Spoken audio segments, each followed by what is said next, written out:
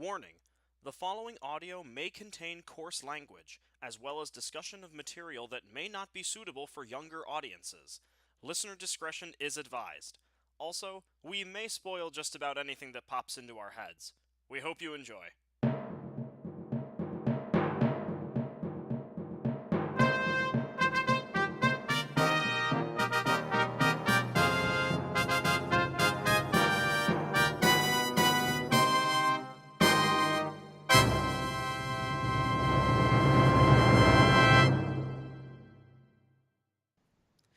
Hey there, everybody, and welcome to another episode of Someone Wrote This, the show where we read crap. My name is William, and I am joined, as always, by my good friend Tom. Hello, William. Hello, Tom. Joining us once again as well from last time is Ryan. Hi. And joining us back once again is Nick. Hello. And now joining us for the very first time, it's nice to finally get some goddamn estrogen on this show, because God knows it's been a sausage fest up in here. We have Josie. What's up? Nothing much. What's up with you?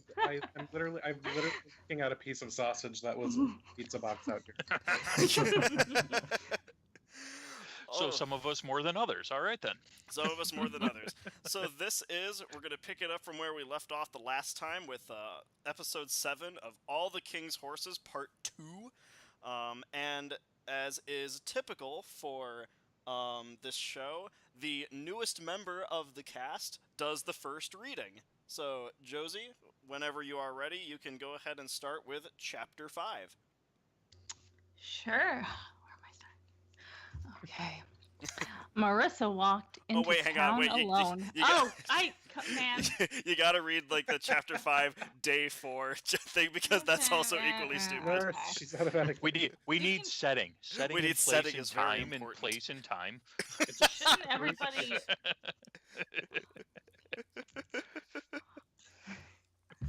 Oh, we can just edit that out in post-production. Yeah.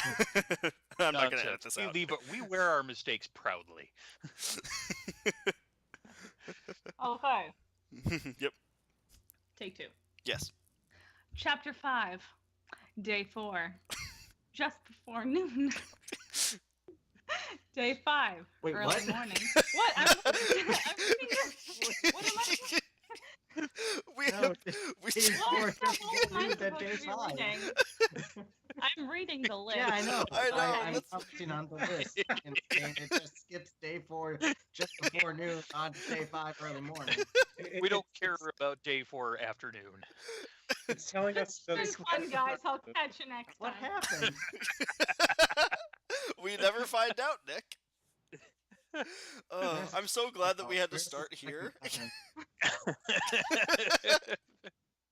Off to a great start. So, day 5, early morning. Marissa walked into town alone.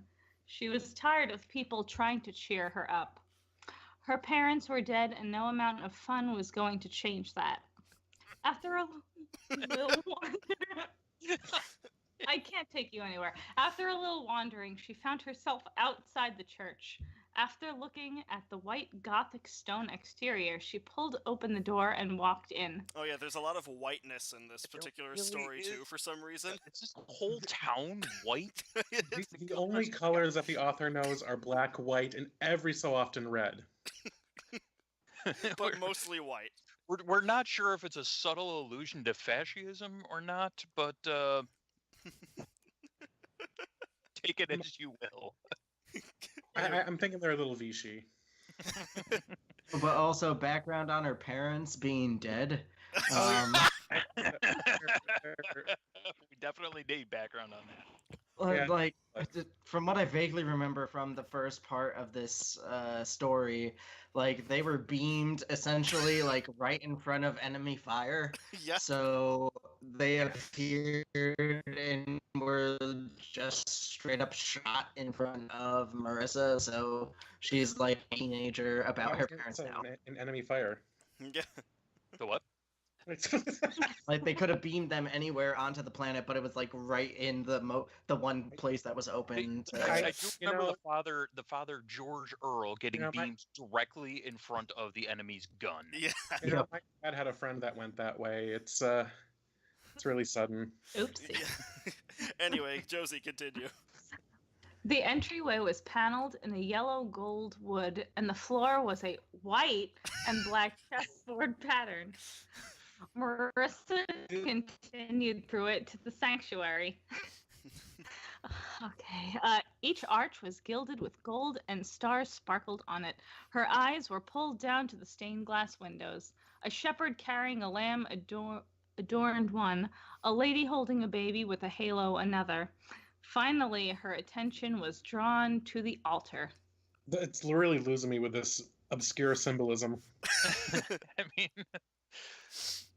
It's like a well, Kingdom Hearts so far cutscene. we have the typical Catholic imagery here for the shepherded lamb and the Lady Madonna there. It's nice to know that between day 4 and day 5, the day 4 that we did not see, the Catholic Church still runs all of France.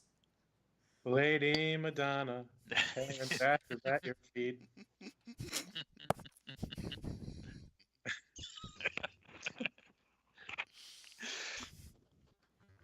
Oh, okay.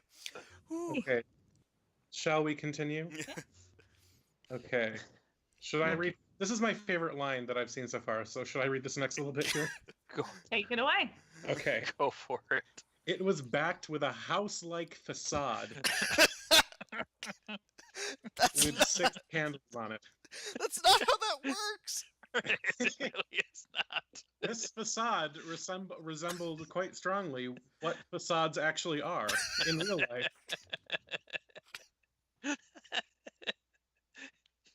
This house looks just like a house. Yes. Who'd have It has thought? very solid walls. Oh, Schnozberries taste just like schnozberries. oh boy! Wow. It has 6 candles on it.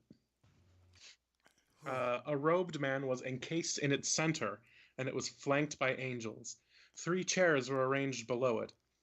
Above it, an almost 3-dimensional painting of a man on a cross. Okay, how Wait, almost wait.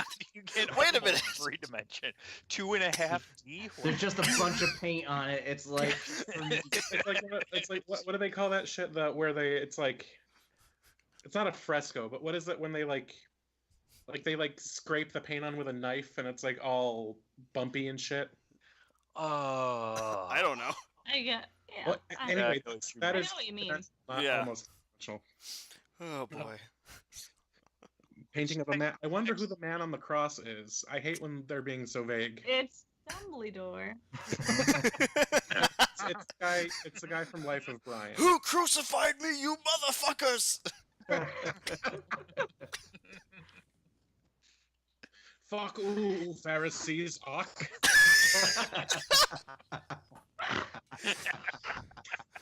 Jesus died in the most gothic way possible. I need a paragraph devoted to what he's wearing, though. Black robe, black sandals, black crown. Black nails, black hair, black teeth. Ooh.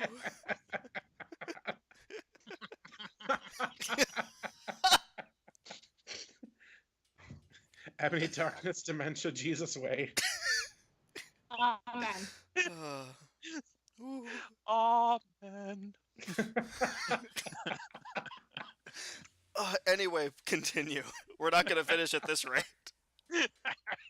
We went to a Gregorian chant concert.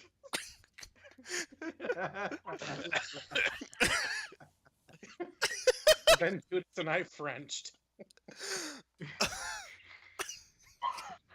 Sorry for starting this. Ooh.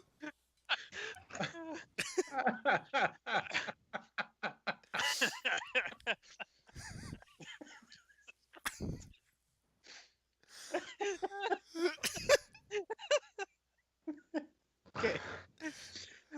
Okay. Forgive me, Baptist Jesus. Okay, where was I? The- 3 chairs were arranged below it. Above it was an almost 3-dimensional painting of a man on a cross. A podium stood on the left. The altar itself was an intricately carved marble affair with a plain white linen cloth covering it. While Marissa was taking in the scene, she had been walking forward. Her heels, no, it's not the right spelling of that word. Amen. Her heels clicking on the black and white tile. She placed her hand on the edge of the pew, which was made of the same wood as the paneling in the entryway. Weird that churches would have sort of a wood motif going on. I feel like the chessboard floor is symbolic of something, but I just don't know what.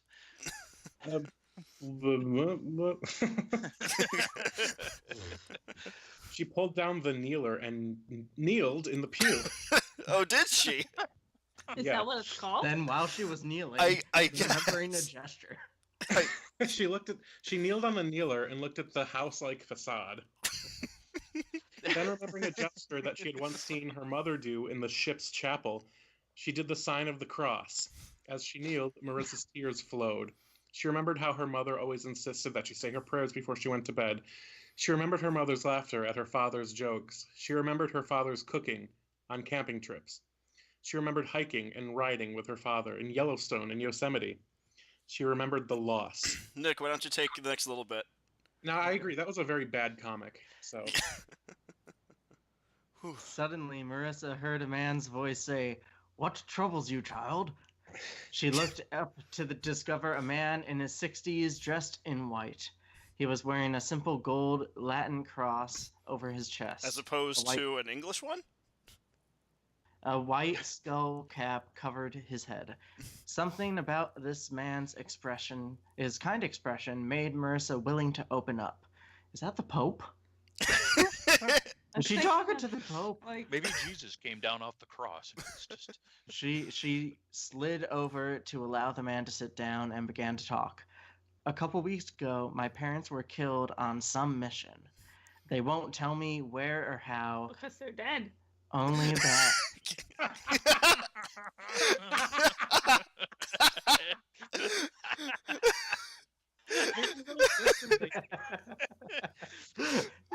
I'm dead. Where or how did you die? You won't tell me. now is not the place for a seance. You're in a church. Only that it was painless and they didn't suffer. I don't care about how, I just want to know why. Then isn't why you're crying now, is it? What? Then that isn't why you're crying now, is it? The man asked. No, it's not, Marissa sobbed. Then why? Because I've been having fun since my new father brought me here, I knew this Marissa would said get in a weird. rush. How dare I have fun? My parents just died. I'm not supposed to have fun anymore. Jesus, I call her enemy. Hey, Nobby. And you are young, the man responded. Your parents would not want you to live your life in sorrow. How can you say that? Marissa said. You didn't know my parents. I've known many parents since I entered the priesthood. I've also known Man, many sure he children. did. Yeah, I'm Yes. getting. I've never known a single one who wanted their children to grow up anything less than happy. Who are you? Marissa asked. Just now you're asking this. Did she meet the priest earlier? This is a different priest. Oh, There's- how I'm- many priests does this town need? I'm Father Gregory Carson, the man responded. And you are? Marissa Picard, Marissa replied. You wouldn't be Pope Gregory, would you? Stop! It is the fuck. I told her. Get the- Actually, yes, Father Gregory Carson. But I'd prefer it if you'd call me Father Gregory. What? I've gotten really feed up with all this Holy Father business. Oh, Tom, do you want to take the next Stop. little bit?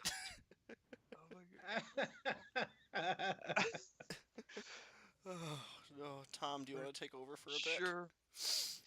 He's actually the Pope. This is gonna get weird, as if it's not gotten weird already.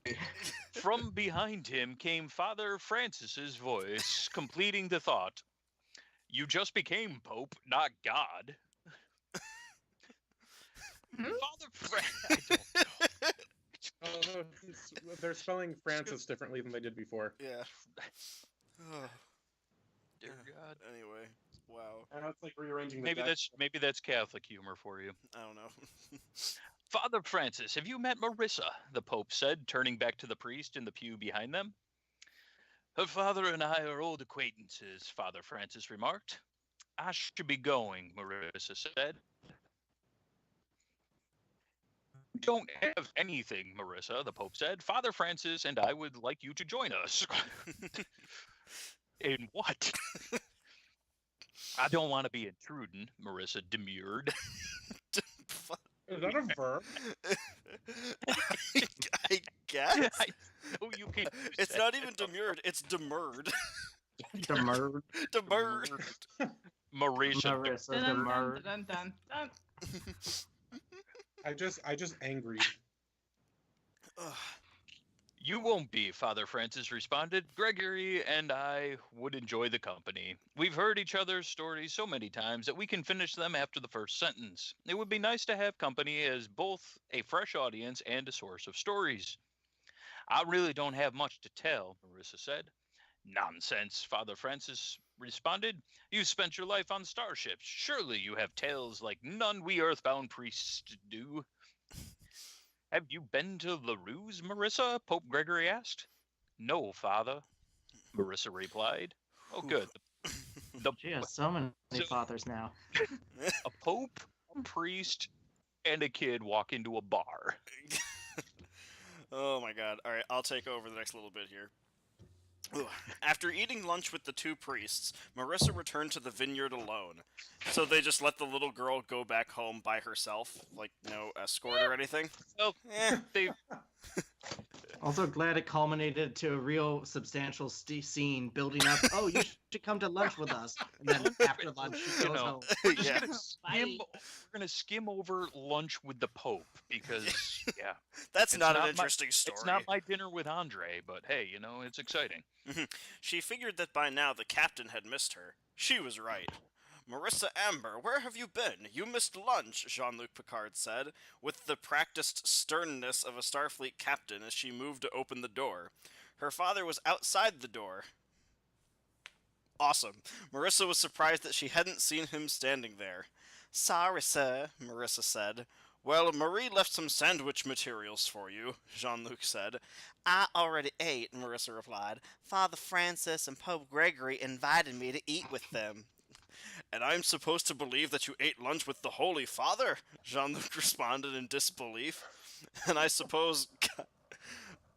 Sure, why not? And I suppose Kai Opaka is coming to dinner. I wouldn't know about the Kai, Father Francis said from behind Jean-Luc.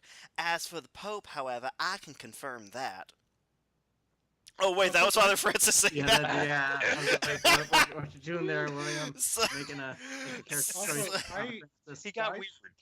Why is Well, it cons- this little cons- podunk French village? I don't know, but because Got yeah, weird now. yeah. Hang on a second. If she went home like by herself, does that mean that like the Pope, They that Father followed Francis was her. like following her like through the bushes? He had a Pope-mobile van I guess. No. Jesus Christ. disguised as an ice cream truck.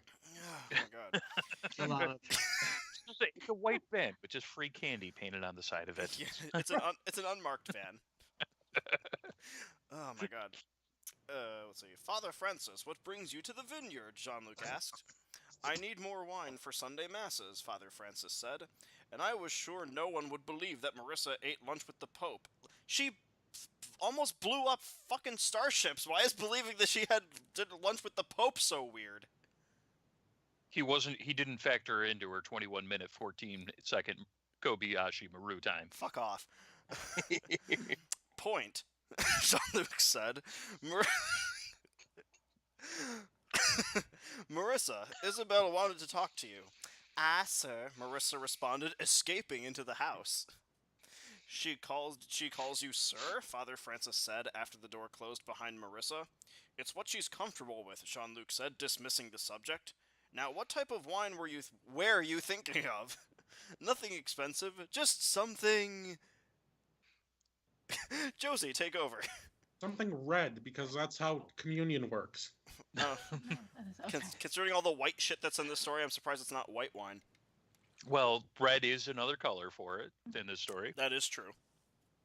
We'll see what other wine we come across as the story continues.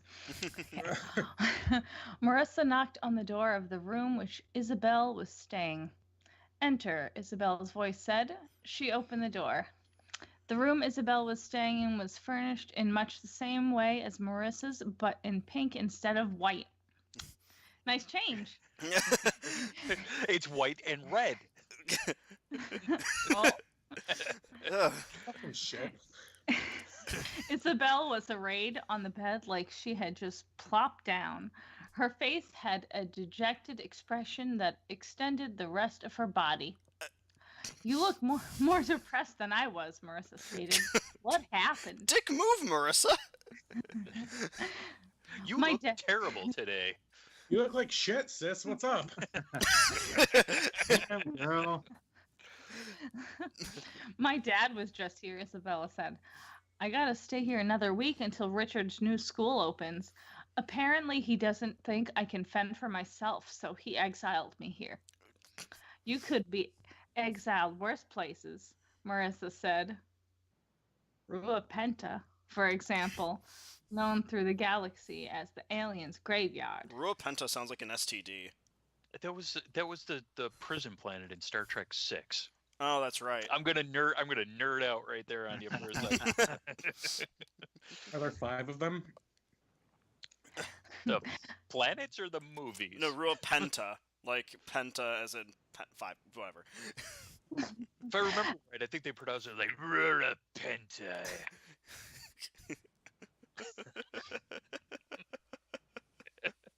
Anyway, keep going. Okay.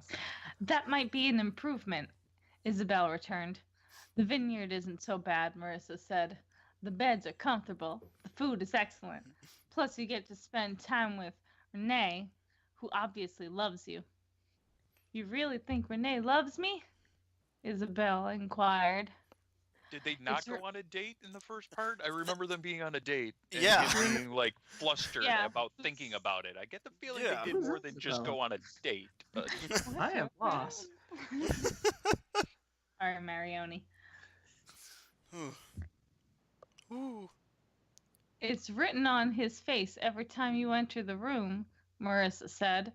I thought you knew. Great. A 12-year-old can tell me the answer to a question I've been asking myself for ages, Isabel said. I must be blind. You have no idea how many times I've asked myself if Renee really likes me. Have you ever told Renee that you love him? Marissa asked. Not really, Isabel. Gee. I wonder maybe, what the problem maybe there's could a be. reason. No question. If there's one thing I've learnt from the last month, Marissa began, it's to tell the people you love while you still can. I never said goodbye to my parents when they left. And then they I was- died. And they died. I was too busy getting ready for my first command. Tears began to form in Marissa's eyes. You couldn't have been in command, Isabel said. You're only 12. That can be an advantage sometimes, Marissa replied, forgetting her momentary sadness as she talked. For instance, there was this Cardassian gull who decided that the Enterprise saucer section under my command was an easy target. He failed to consider the tactical officer who gets caught for playing video games in class, Marissa smiled. What did you do to him? Isabel asked. I disabled his ship and had an inscription carved on his hull. What? Yeah, I have a She question. teabagged him in space. Yeah. And this happened. Yeah, this is the thing that happens. I was beaten by a bunch of kids, Marissa concluded. You carved that in his hull?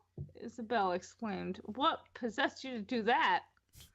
I know it was stupid, but I wanted to be remembered, and that gull had made me mad, Marissa responded.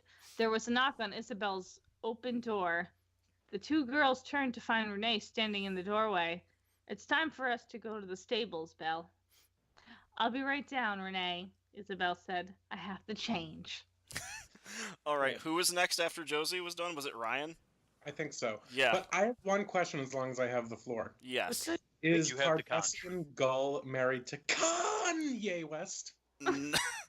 No, that is not a thing. Uh, A gull is a rank in the Cardassian military. Oh, okay. On the other hand, I applaud your punnage, sir. Thank you. It's gleeked everywhere. Let's hope they don't list all the different goals again. There was like, go Gadot, go Gador. Seagull. Oh no, you missed the list section There of was this like one 15 of them. All in one room. Well, you know what they say? Who run the world? Gulls. Gulls. Okay. All right. Marissa sat out under an oak tree beside the vineyard house. It was early morning. The sun was rising over the grapevine-covered hillsides. Okay, so vineyard, in other words. The hills are alive with the grapevine hillsides. No. With the sound of bullshit. So it's the sixth day now.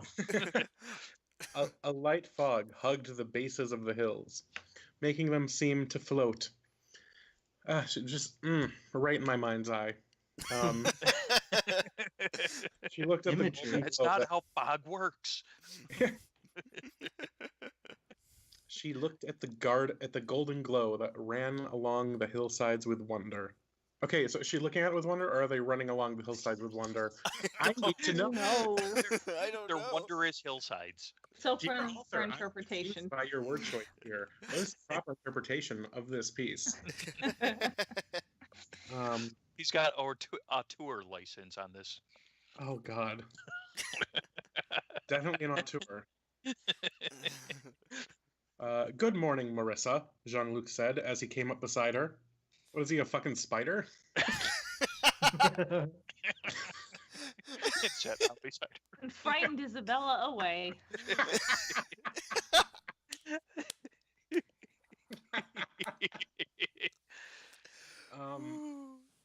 Josie, Up I'm glad early you're for- here. Up early for a change, I see. It's not often that I'm on a planet, Marissa explained. So I try to see at least one sunrise and sunset. It's a lot easier to get up for a sunrise when you aren't sleeping in a really soft and comfortable bed, though. True. Are you enjoying your vacation? Jean-Luc asked. Yes, but I still want to get back to the Enterprise soon, Marissa said. The sunrise may be grand, but I miss the stars streaking my bedroom window. But she lost the stars. She lost them. It's okay. Jean-Luc had them. Remember? Oh, that's right. Yes. I was gonna say, maybe that's not stars streaking your window, that's like intergalactic bugs. Just smashing on the view screen. Yeah. Damn it! The windshield wiper fluid's frozen again. My stars are a great pull on your soul. The stars are a great pull on your soul, but it is comforting to have a planet to come home to, Jean-Luc replied. I've never really felt at home on a planet, Marissa said. I've lived on galaxy-class starships since I was 2, and I can't remember much before that. Planets have always been places to visit. I live in the stars. Perhaps someday you will find a planet to call home, Jean-Luc responded. Meanwhile, Admiral Nechayev is cutting our vacation short. She wants me to evaluate a shipload of cadets. We have to leave before Monday morning. And that's the end of the chapter. All right, go, Nick. Chapter 6, Interlude and the Kentucky Derby. Hooray. Yeehaw! After spending almost 2 weeks at the Picard family vineyard. 2 weeks. Almost After 2 almost weeks. spending 2 weeks at the Picard family At the vineyard. Picard family vineyard. Marissa and Jean-Luc Picard left to return to the Enterprise by way of a cadet cruise on the Main. Marissa remembered her time in France with fondness. She wrote to her cousin Renee and his girlfriend Isabella weekly. Meanwhile, Marissa entered Starfleet with the field rank of ensign. She had many adventures before being promoted to lieutenant junior grade. She was quite amused when she discovered that her new rank was not a temporary rank, like her ensign's rank had been. Warp Speed and Lady Stargazer began their racing career as 2 years old. I'm assuming those are horses. Yes. You'd like to think that, Super wouldn't cool you? names. They race Uh-huh. toddlers. It's really funny. In, There's a in bowl their, of cheeses at the finish line. in their first race, the Starfleet Invitational, only stables owned by Starfleet members or former members invited, close parentheses, finishing 1-2. Renee rode Warp Speed, and Isabel rode Lady Stargazer. Lazy Stargazer. They alternated winning in their next 7 starts. Finally, it was time for the Kentucky Derby. The Enterprise was out at cruising near the Romulan border. Jean-Luc and Marissa were unable to see it in person. Oh my god. Jesus A Christ. weird little So time we skip. have Star Trek horse racing. Yes, that's right. You missed you missed me having to do the race call in an unbelievably grovelly voice. That was so perfect, though. Yeah, fuck you, Tom. Fuck you for cutting it off early so I could take that. Commander William T. Riker entered Holodeck 2. It was programmed to mimic a box in the Sky Terrace at Churchill Downs. Captain Picard was seated by his daughter, who had her best friend Clara was next to her. Who had her best friend Clara was next to her? Yes, okay. Oh, Yep. Counselor Troy and Dr. Crusher were standing by the rail in the front with binoculars, looking at the jockeys abroad their horses. It says aboard, but yeah. Aboard their horses. Aboard their horses! aboard the Right. Star Human Trek talk. metaphor. Set sail on the SS. I Derby. mean, none of these words were right. Worf was over to one side reading the daily racing form. Data Yeah. was talking to Geordi in the back of the box. Captain Picard looked back to see who had entered. Glad you could come, number one, he said. Yes, like that. I had to make sure Beta Shift had reported in, like her explained. Goddamn beta shift. They're performing the Moonlight Sonata out there. I assume you are rooting for Warp Speed. He is. I like Lady Stargazer, Marissa interrupted.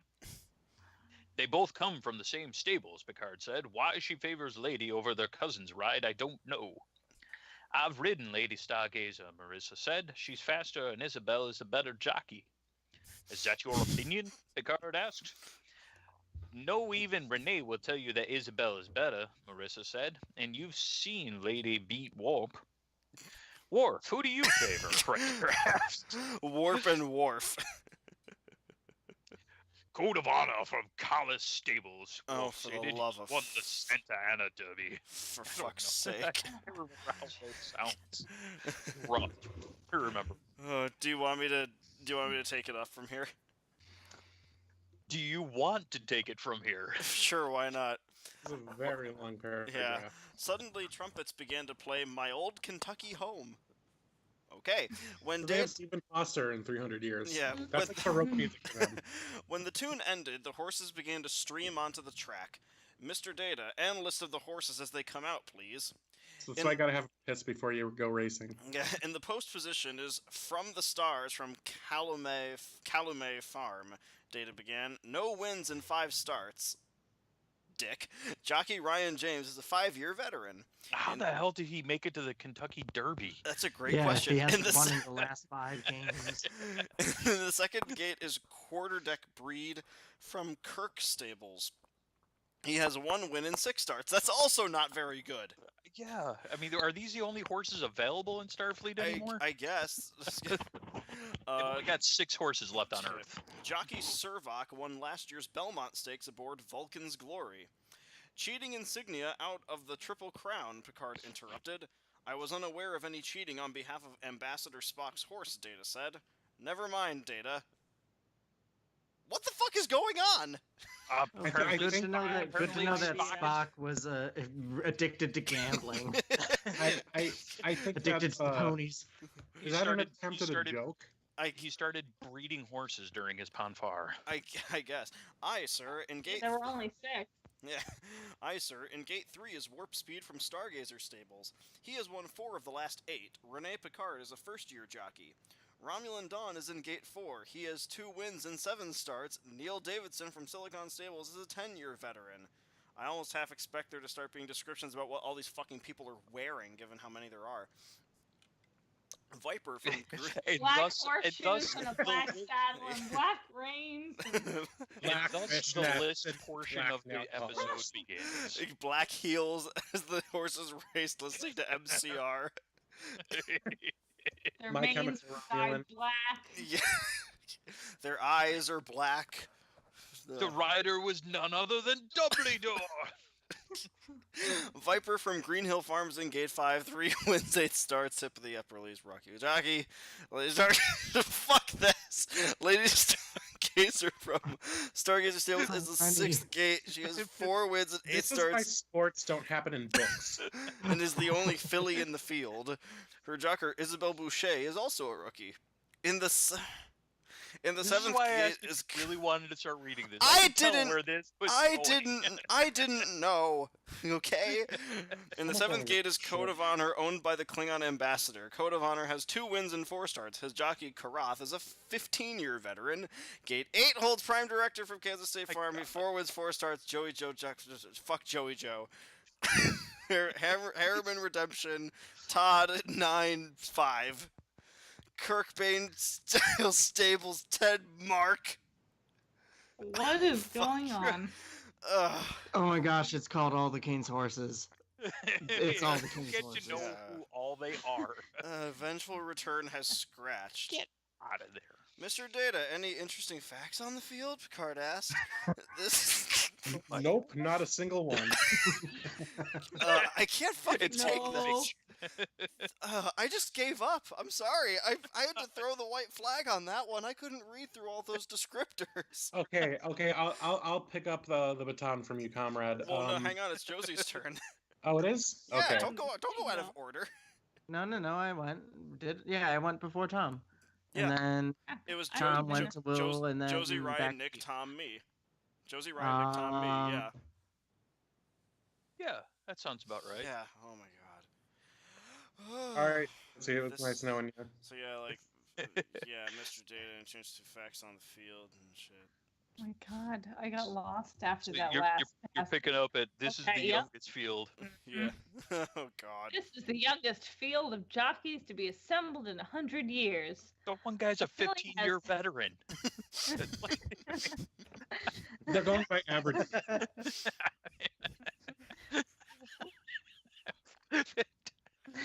Don't spray it, filly- Will. Don't spray it. All the other horses are like prematurely born. He's losing it. He's losing it. A filly has never won the Triple Crown, but has won the Derby 20 times. and the Super Bowl. Data.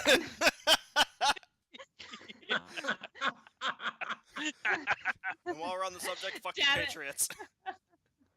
Data informed as the last horse entered the gate. Mr. Data, will you call the race for us? Pickard asked. Aye, sir, Data said. The bell rang, and Data began calling. And they are off. Warp Speed leads out of the gate with Oh, quarter deck close behind. And the quarter pull. Oh, God, this. Warp Speed. You get the whole thing.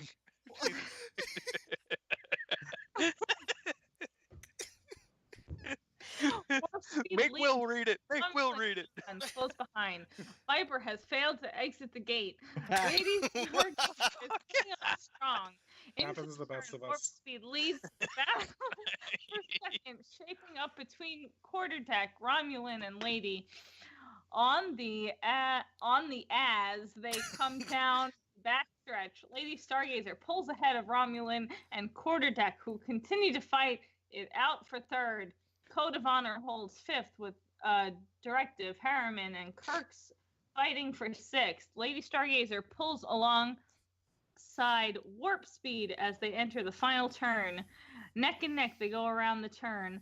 A length back, Romulan Dawn has a head on the quarterdeck breed. Down the stretch they come. Lady and Warp are battling it out for the lead as they approach the wire. It's Lady Stargazer by a nose. The judges have signaled a photo finish. Warp Speed finishes second, followed by Romulan Dawn, and half length back. The rest of the finish. The rest of the finish in order is quarterdeck breed, back a length. Code of Honor 2 lengths. Kirk's Bane 2.5.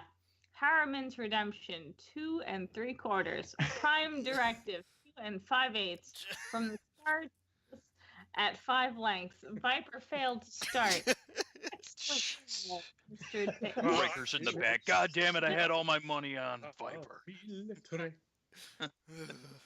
Pickard said, "It looks like Marissa knows what she's talking about. It's good because I have no idea what she's talking about." It took Renee. I just took Renee's word, Marissa said. The question is, who will win the Preakness? Warp Speed and Lady Stargazer have alternating unit until now. Lady the streak we could have that Philly crown. Okay. Tune in next week. Okay, Ryan. Chapter 7. Idea what I Okay. had. Is this another fucking horse chapter? Jesus Christ. Well, it is. We are into all the king's horses. Fuck it. Fuck the king. Fuck his horses. I hope they all die. France. France, do your thing with these fucking kings and horses. To the glue factory. Anyway, Uh, Ryan, read chapter okay. 7. Okay, can we just review what happened in that last chapter? Because Nothing? they went into space, but then they went to the Kentucky Derby, which is not in space. Oh, Presumably. jeez. No, they've got this. The holodeck thing's like a It's like a big television. viewing screen that you see inside of. More or So they less. put it on the okay.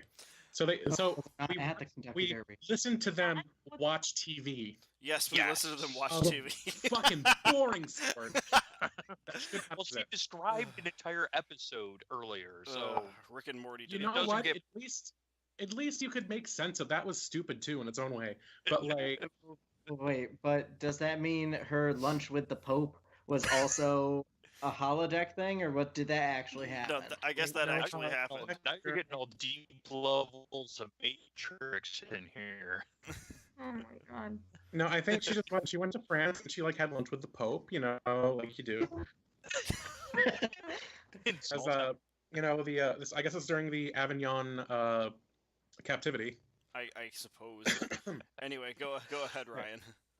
The Preakness was over. Oh wait, no, you Let's didn't read get what the chapter is called. Okay, Oh. Chapter 7, Preakness and Life. Why? Life is a horse race. And then Life you die. is like a race of horses. It fucking sucks. Nobody can win. Nobody Some of them wins. don't even It's- start.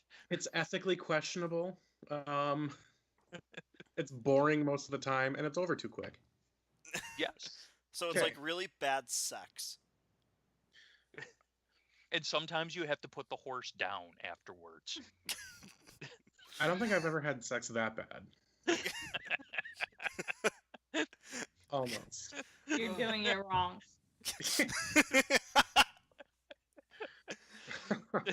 Oh boy. Okay. Whew. So chapter 7? Yeah. Okay, Chapter 7, Preakness and Life. The The Preakness was over. stupidest title ever. The Preakness was over. Once Thanks, again, Steven.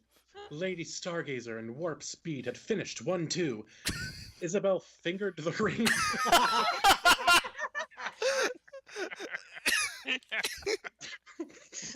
Okay, but I would should even be titled Preakness in Life if Preakness is over. No, that was the Kentucky Derby. Because I don't know. apparently it's- Maybe. Oh wait, yeah, that's right. That's right. Maybe The this Preakness chapter ended. goes so long that it goes to next year's Preakness. I guess. I would not be surprised. Ugh. Would you be fucking surprised? I would not. Okay. Finger the ring. Like, surprises Finger me. the at this ring. point. So, So who's fingering what now?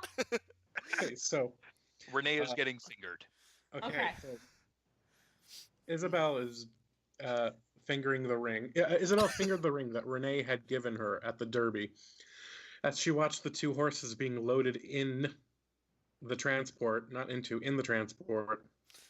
Renee slipped behind her, and she melted into his embrace.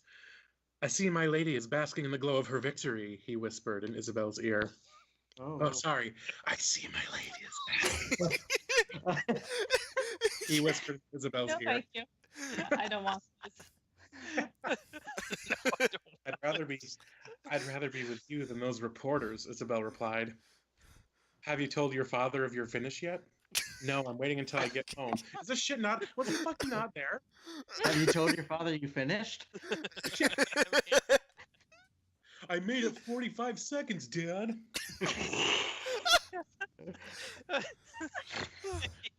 Attaboy.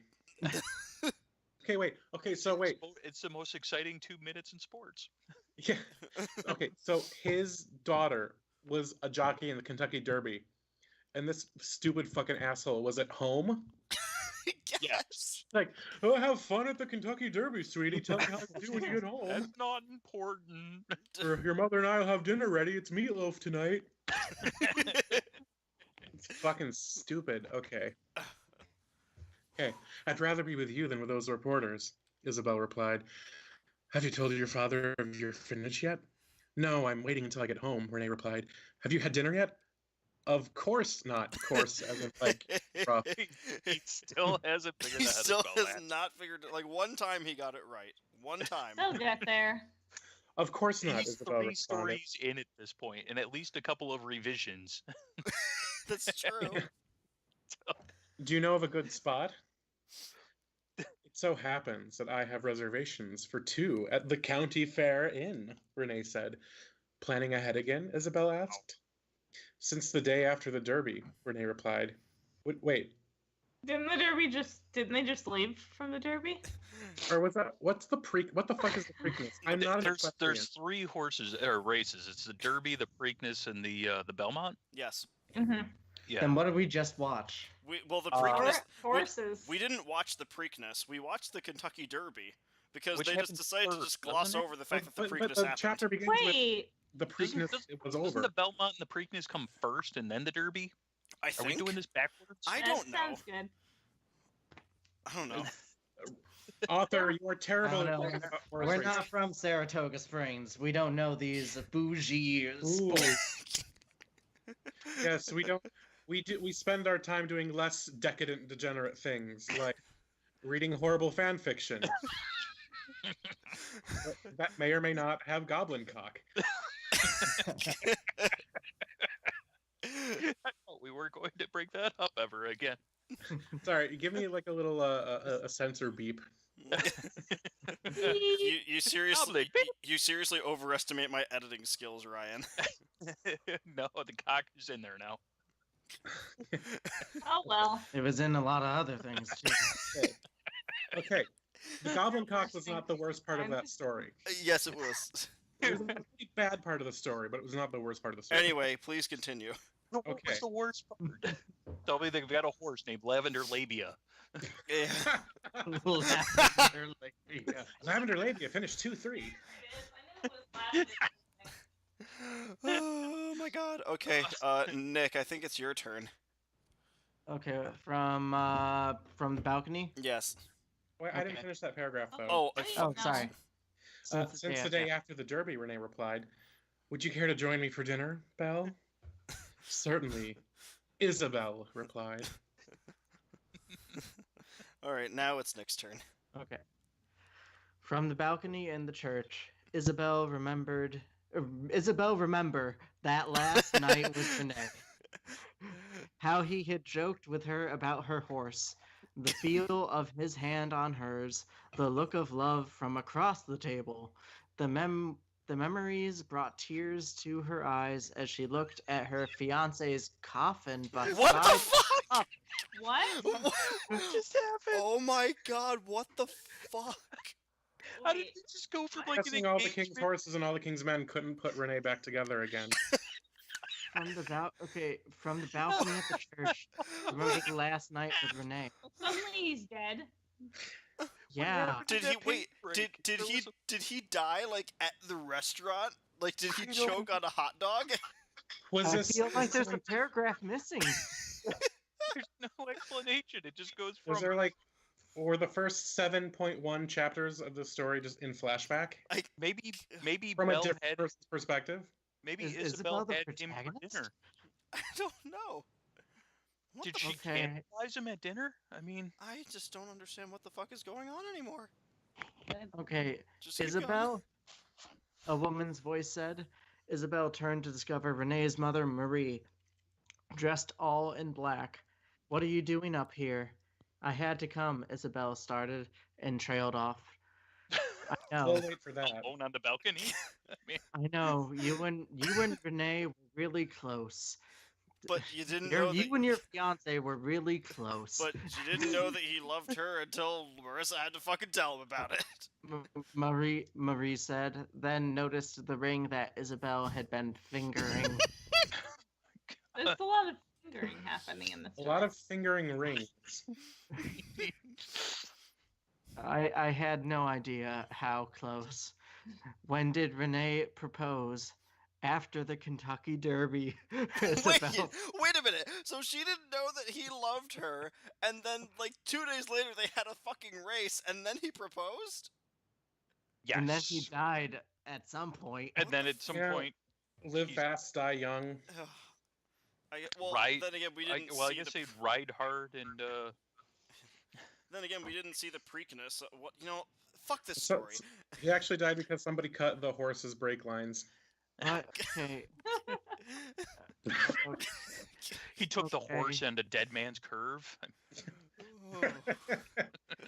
Now we're back to Derby because Derby officials had assigned rooms to all the jockeys in the Derby a couple nights before.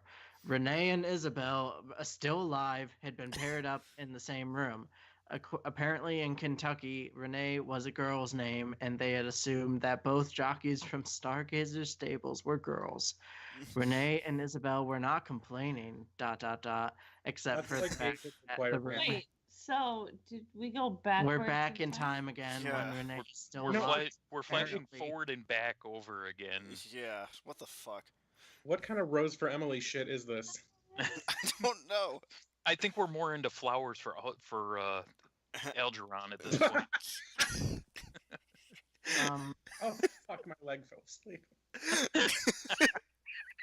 Honestly, at this point, I'm not even gonna pretend I know what's going on. The Yeah. It's probably for the best. We've read the story all the way through, and I still don't know what's going on. Anyway, continue. the room had a nice view of the Ohio River from its balcony. It was to this balcony that Renee called her to after she had finished showering following the Derby. She was wearing a simple pink nightgown when he called her. Renee was in his tuxedo. Isabel had felt underdressed, but Renee assured her that she looked beautiful. He's A in a bottle. tux, she's in a bathrobe. Yeah, she's underdressed. No, sweetie, you don't have to put any clothes on. It's fine. Come out to the balcony with your nakedness. Renee A was a bottle, fuck. I'm gonna say it. a bottle of wine was by the table, some of the 33 from its label. Wait, isn't Renee like 16? I think, yeah. A light The snack 33 was a right good on year. the table. Ugh. She asked him why the setup, expecting it to be a congratulatory dinner for her Derby victory. Instead, he pulled out a small box and handed it to her. She opened it to discover a diamond ring. He asked her to marry him, and she accepted. And then she fingered fingering it. the ring. Yeah. Bob. Okay. All right, Tom.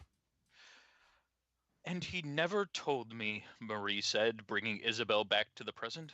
Isabel, Starfleet is going to take care of Renee's funeral since he had been accepted as a cadet. Traditionally, they present their banner to the widow or nearest living relative. I think you should receive it. Isabel's eyes filled with tears for the uncounteth time. Uncounted? Uncountedeth? Is that even a word? Uncounted. Now it is. Un- It's on the internet, so it's a word. True. Yeah, uncountedeth time that day, though not with sorrow this time, as she nodded her acceptance of the honor. She followed Marie down from the choir loft. She had to ready her few words about Renee. She was determined that he be remembered, if not for her, but for others. St. Andrews was quiet, despite all the people who had gathered to remember Robert and Renee Picard. Oh, there's two people dead. Okay. Oh wait, I think I understand. This is trying to tie into the first Star Trek Next Generation movie where Renee and Robert die. What? Wait, Renee is a character? Yes. Wait, Renee is. Renee is an actual character in Star Trek. Yes, as is Robert. Okay. Oh. They But were they're in, dead. they were in one episode, and then they got mentioned, again in one of the movies where we learned that they died off screen in a fire. What Well, are they? congratulations, What are they? they- Jean-Luc's children? At this point, they've now been brutally murdered. So Yikes. And yes, they are No. a part of the Picard family. Yes. So Renee was Isabel's fiance. well, this would be before the movie, anyways. Yeah, so Isabel, that I wouldn't- don't think actually is a character. I would be. She is now. Congrats, girl. She's After reading feminine. this, I don't think she is either. Welcome to the family. Character is a very generous description, I think. Idea, maybe. Plot device. She's in there. No members of the press were present at the request of the family. Marissa had never seen so many black outfits. Except As in the opposed to white outfits or red outfits or occasionally pink Okay. outfits. well, the white outfits were at the last Klan rally. Isabel came in her bathrobe. The same bathrobe that she wore the Oh my night that she God. was proposed Girl, to. what are you In doing? memory of What are him. you doing? Marissa considered it appropriate. Renee had been accepted to the academy, which had been his dream, after all. Dr. Crusher had just entered with Isabelle Boucher. The doctor was wearing more formal morning attire, as was Isabel. Jean-Luc Picard took the podium to eulogize his late brother. He's gonna you-googly him. His tears were banished for a moment by his sense of duty. Begone, tears! No more tears. No more suffering. And his sorrow hidden by his captain's poker face. My brother Robert Maurice Picard was well known around here as a noted proprietor of the Picard family vineyard. His classmates in school knew him as somewhat of a bully, but generally a good person. He was an ass, but we didn't care. You're kind of a dickhead sometimes, but you liked him when you got to know him. To me, he was my big brother, my tormentor, my confidant, my trouble, my help, my enemy, my friend. He was everything a little brother could want or didn't want. Mm. So did or didn't he want? Ah, I don't know, that sounds like sort of like To erotic. want or not to want? Yeah. Eh. I love you, and yet I hate you. it's turning into Macbeth. Or... Do you want me to take Yeah. over, Tom? Yeah, go for it. Robert was one of the main reasons I joined Starfleet. I had to get away from this shit. Some will You get to tell be you. the list part again of the Yeah. eulogy. Some will tell you it was because he and our father were stuck in the past, and I looked for the future, saying there must be more. Well, if this is true, then it was because of Robert. My classmates will remember that I was almost always at the head of my class. Enough about my dead brother. Let me talk Wow. about me. Enough about Jesus, him. You diva, Jean-Luc. That was because of Robert. He had a hard time in school and was determined that his little brother was not going to have the same problems. He once locked me in my room to finish my science project while telling father that I had stayed after class. Say what you want about my dead brother, but he had a kick-ass little brother. Yeah. Many of you Enough don't... about him. I'm great. Many of you don't know, and I'd appreciate it if it doesn't get back to my crew, Dr. Marissa, that I failed my first attempt at getting into the academy. I was devastated at when I received the news. I felt I was doomed to live forever in the vineyard, and I wanted more, like a Disney princess. Robert found me crying in the There's wine also a cellar. Falcon story. I want more. I want to be where the captains are. I Ship want to race. Starlight. Want to race some horses. Wanting to go finger the... What do you call them? What? Rings. Rings. I've lost the stars. Oh my god. He had My a... folks are dead. As can be. Enough about him. Let's talk about me. I'm so awesome.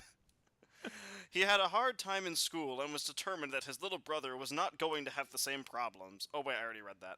Oh, Yeah, wait. fuck with. I was devastated when I received the news. I felt I was doomed to live forever in the vineyard and I wanted more.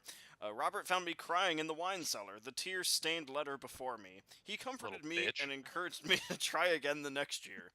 Over the years, I have gotten discouraged many times, but there was always Robert, willing to talk or even beat some sense into me. I got lots of bruises with my hard-headedness, but Robert was always there, even after the feud between my father and I started and I lost the stargazer. I missed my father's funeral. This is just about Jean-Luc. This isn't about Robert. It's like he's given a captain's log, but just in front of people. Enterprise NCC was... It's my brother's funeral. The Enterprise was too far from Earth at the time, which for a while created a gap, which I regretted. His wife kept me informed, though, and when I needed some sense kicked into me following Wolf 359, Robert was ready and waiting. Robert was many things: a son, a husband, a father, a wine expert, a traditionalist, but for me he filled a most important role. He was my brother. Jean-Luc Picard... And he was an asshole. Yeah, he was a putz. Jean-Luc My And Picard... I'm brother great. is my brother. It's like, he was my brother, but not as awesome as me. Mic drop. And frankly, I'm glad he's dead. I imagine that when somebody else is gonna start talking, Jean-Luc's gonna be like, "Yo, eulogizer, I'm gonna let you finish." But But I'm fucking awesome. Jean-Luc had held back his tears until he finished his speech, but he could hold them no longer. They flowed as he returned to his seat. Marissa put her arm around him and tried to comfort her father. Josie, do you want to take it for a while? Everybody we know Yeah. is dead. That's not that far off, actually.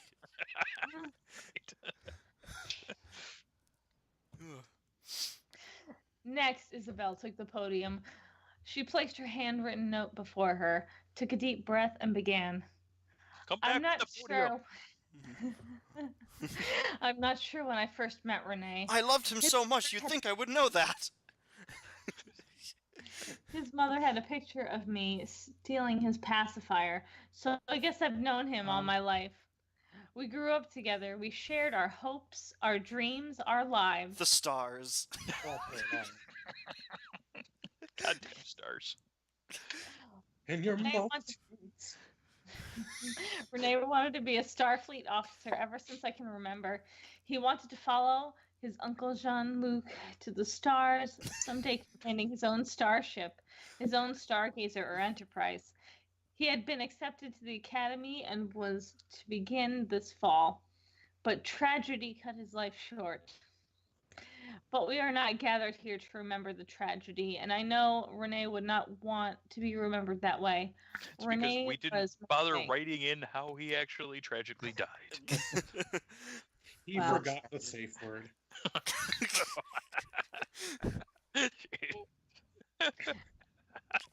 Hot. His eyes were bulging gently as his tongue lulled out of his mouth. I was like, wow, you're really committed to this bit, huh?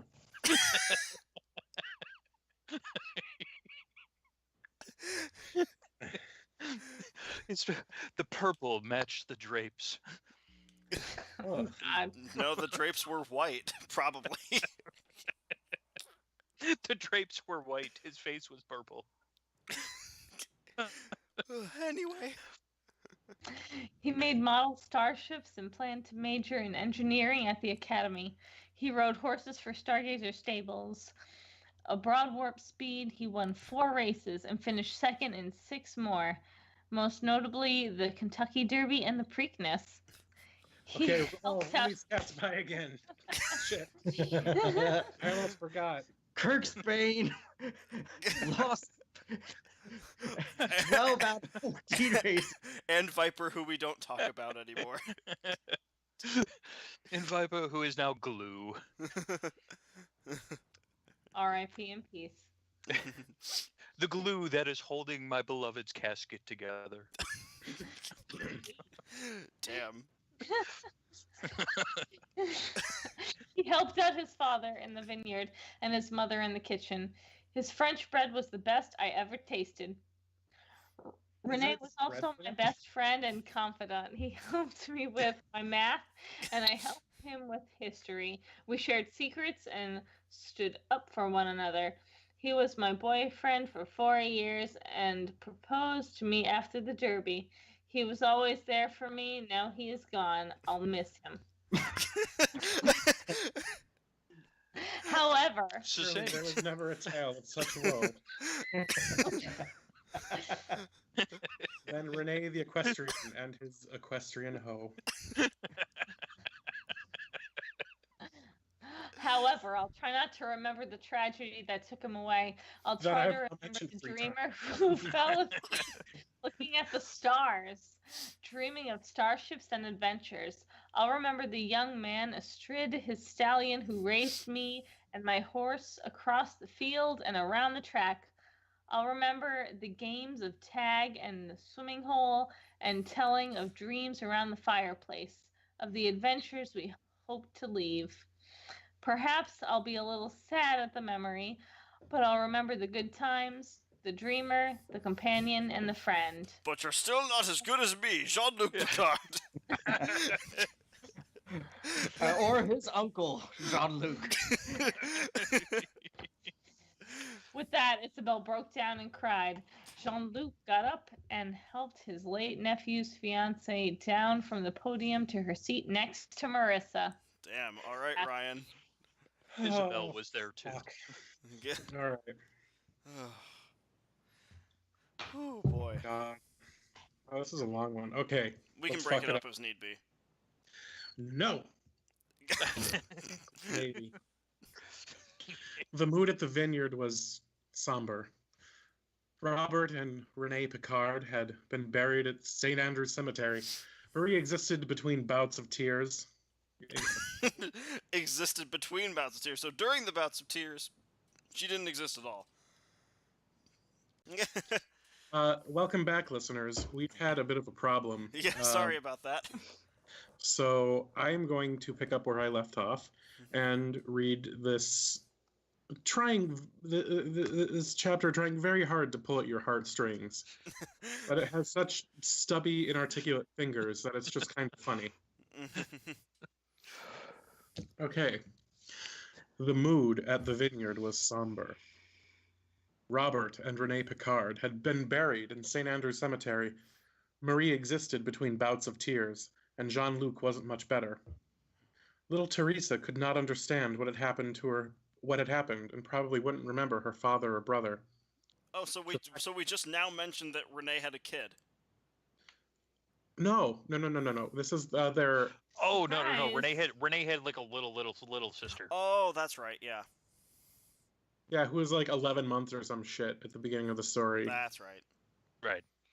Despite Renee being of marrying age, Yeah, At 16. yeah. the ripe, tender age. He was a youth of 16. And they Remember had been, that? and they had been dating for 4 years, but didn't know it until like this. They didn't love each other until like the second year. I feel like there might have been a time skip in there somewhere. Maybe. This is a fourth dimensional story. Yeah. Certainly trying to break some wall down. Anyway. Yes. Continue. Okay. Marie existed between bouts of tears, and Jean-Luc wasn't much better. Little Teresa could not understand what happened and probably wouldn't remember her father or brother. That fact brought tears to Marie and Jean-Luc's eyes every time their eyes chanced upon her. This left Teresa confused, and she retreated into Marissa's arms. Nobody was paying Left me attention to this tiny confused. little child. Yeah, I'm very They chanced upon confused. her. Marissa. We didn't bother feeding her or anything like No. that. Oh, we had a kid. Oh shit! There's a baby. Darn, They you'd were think we would have forgetting remembered that. Marissa had been spared grief. She had only known Robert and Renee for one brief month the previous year. True, she liked Renee, but his death paled in comparison to the deaths of her own parents. Some 11 months before. Ugh. Attempting to escape the grief-stricken, Marissa took Teresa out in her stroller. As she pushed her down the road towards the stables and town, she asked, "Do you want to see the horses, Teresa?" "Nay's horses?" Teresa inquired. "Yes, Teresa," Marissa responded. Too many fucking names in that exchange. Yes, Too many Teresa. You names, have to too many make horses. sure that she's talking to the only other person in this scene. Yes, Teresa, Marissa responded, pushing the stroller down the tree-lined, brick-covered road. The sun was shining and the birds singing a happy tune. Was that the same road the Germans came up? Okay. Sorry. It's just... Mhm. Up and down the boulevard. Okay. Risa loved horses, Teresa said after a moment. They entered the stables to discover an argument in process. Loud voices drew Marissa and Teresa to the trainer's office. One thing was sure, Isabel wasn't drowning herself in sorrows, and neither was Mike. Who the fuck is Mike? We talked about him in the last story, remember? Mike was in the last story, remember? Mike Wazowski? No. Oh, wait. Ryan wasn't in that story. That was the other Ryan. Oh, yeah. Anyway. My God. Are you gonna... I am not letting you risk you child ridding on some foolish mission to remember your boyfriend. Also, is she pregnant? Apparently. Mazel tov. Cheers. Cheers to the bastard baby. Oh, poor girl. Okay. I'm not letting you risk you child ridding on some foolish mission to remember your boyfriend, Mike argued as Marissa and Teresa looked in the door. The baby wasn't fucking looking in the door. Shut up. The baby didn't give a shit. The baby wanted to see the horses. Isabel was facing away from the door, dressed in her usual jockey's uniform.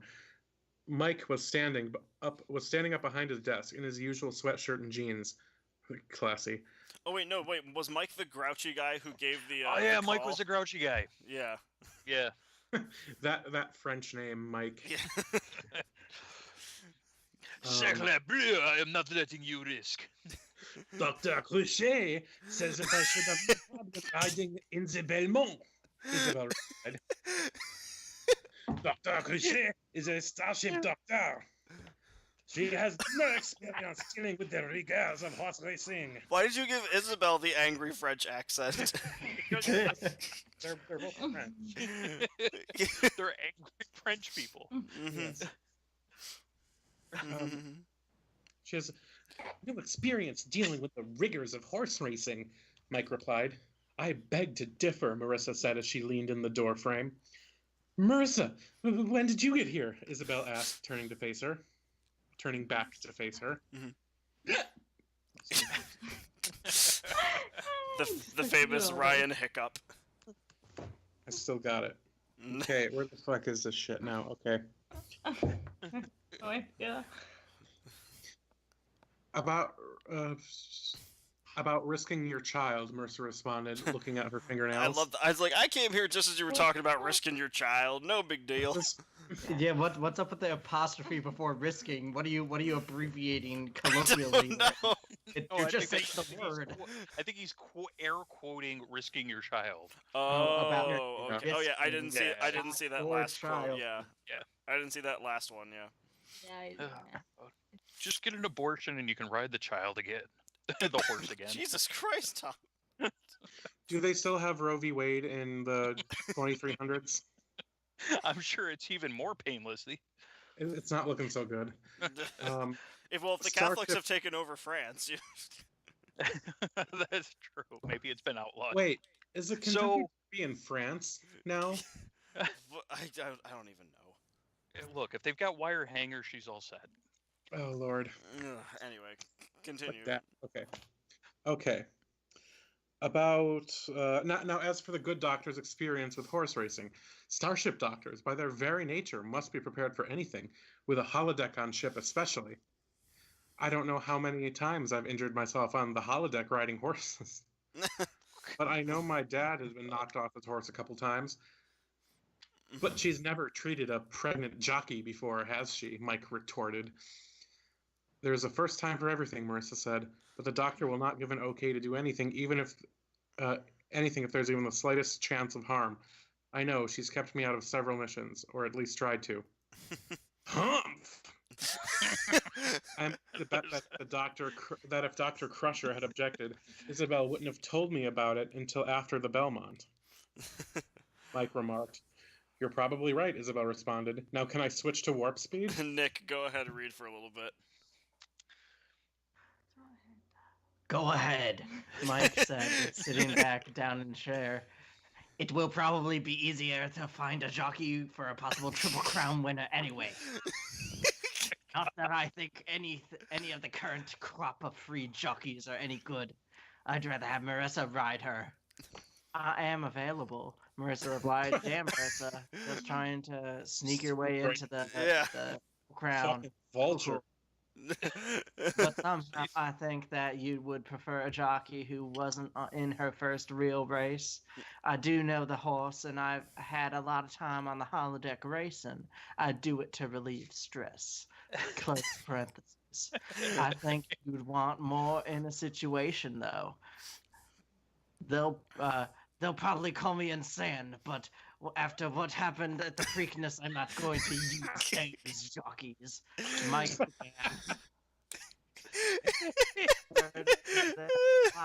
the horses involved will never race again, Marissa said. Dear God, what happened at this horse race? Well, after Viper, the whole thing just went downhill.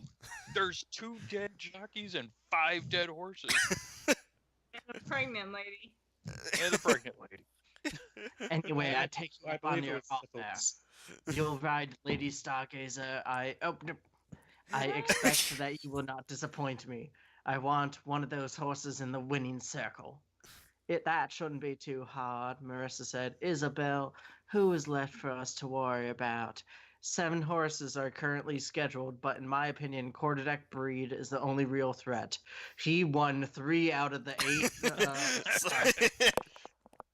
Something His like rider that. is a veteran of 5 years. Oh my God. Oh my God. Just saying, Mike replied. Hey, I was right about Kirksbane and the Preakness, Isabel defended. That horse was too sick to race and the jockey and trainer were fools. But you said it was pre-race jitters and the horse collapsed in its first turn. And So took I'm in out 5 subside. horses? Jesus Christ. Mike said, anyway, what are we going to do with you after the Belmont? There, as in the possessive, will come a time when you won't be able to race. I'm still short on jockeys, and I doubt Marissa will be able to cover too many races. Probably just the Belmont, Marissa confirmed. Teresa was getting anxious now, pulling at Marissa's arm towards the horse stalls. We can figure that out later, Isabel dismissed. I think we better take Teresa to see the horses, though.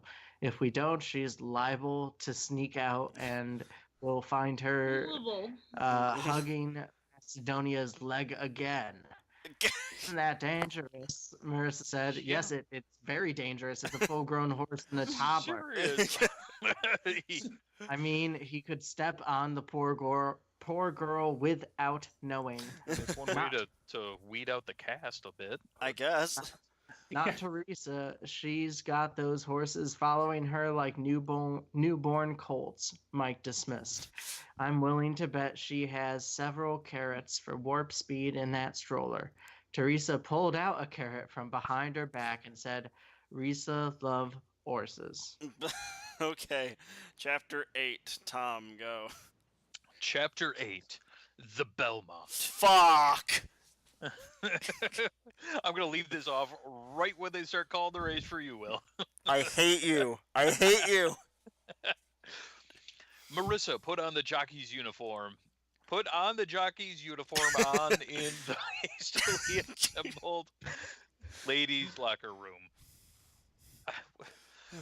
Am I having a stroke or are there two ons in that sentence? Marissa put on the jockey's uniform on. Yeah. Okay. I smell An toast. hastily assembled ladies' locker room? Oh, quick, what, put up a the wall. shack? That is Sketchy McSketcherson. It was Even though- Shaq, that's what they had to work with. Oh my god. Well, no wonder. Well, everything else burned down in the horribly tragic accident they don't talk about. I guess. That I Even- don't want to talk about, as I refer to it obliquely 3.5 times. Is that one where like Renee died? Anyway, Yeah. continue. Even though Isabel had become the first active female jockey in years last fall, Belmont hadn't returned the locker room from its storage duties until Isabel won the Derby. Wait. This is just so What? awfully written. I can't. Right? I'm starting to smell toast trying to read.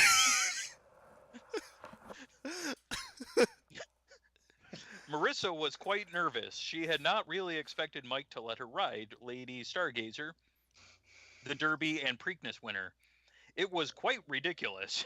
Yeah, yes, No, really. No shit. That was quite ridiculous. a girl, It's been quite ridiculous.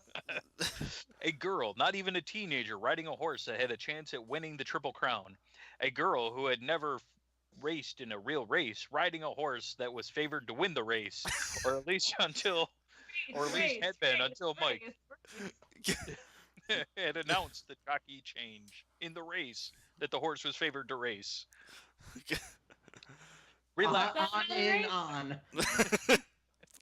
relax, Marissa, Isabel said, placing an arm around her fellow female jockey. It's only a race. Is it a race?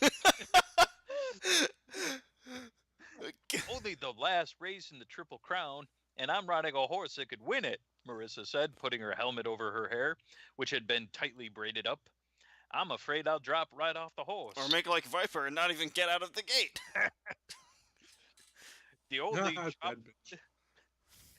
the only dropping you have to worry about is the dead weight you're going to have to carry to your horse, Isabel smiled. We strapped your parents to the back of it. Huh?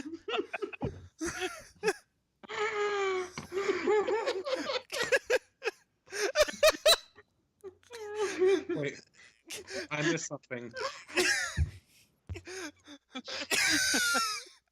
I was covering my anxiety. Oh.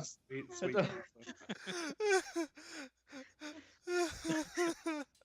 Just dragging behind. They've got Renee and Robert tied to the tail.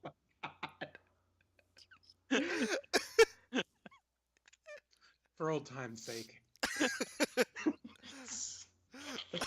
Like that dead weight you have to carry.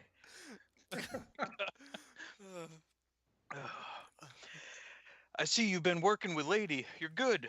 You have a rapport with that horse. But then again, Lady never liked male jockeys, except for maybe Renee, and he had to work with her a while. Well, he's dead now. Yes, in dead weight. Well, that's a question. My No, the husband horse, was not- dead weight. He wasn't much He- better when he was alive. No. What is added to your horse to make the horses carry the same weight? Isabel explained. You weigh how much? 101 pounds, Marissa said. I'm 115 with what Dr. Crusher insisted I put in the past couple of weeks. What? Jeez. I'm What is he putting in? I don't know. She just Does she put have me to like in ballast the fetus? I was about to say, she's fucking pregnant.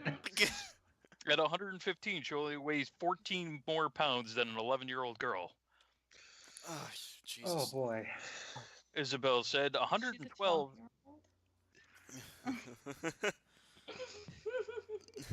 I have no Jesus fucking Christ, Ryan. Morning, right? I'm gonna go some more water. Oh my God.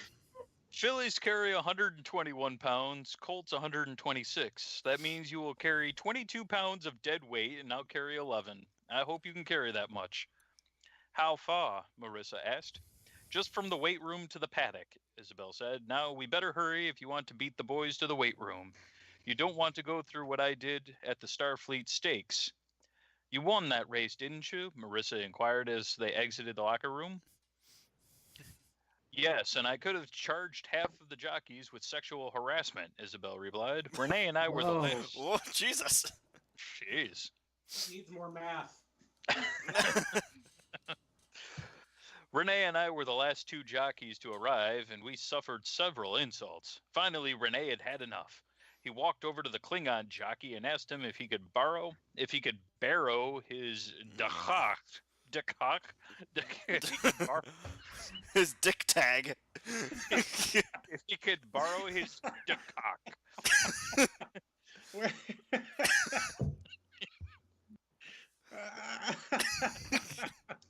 Sounds about right. Well, great. Goblin cock made it into the story after all. Here, here.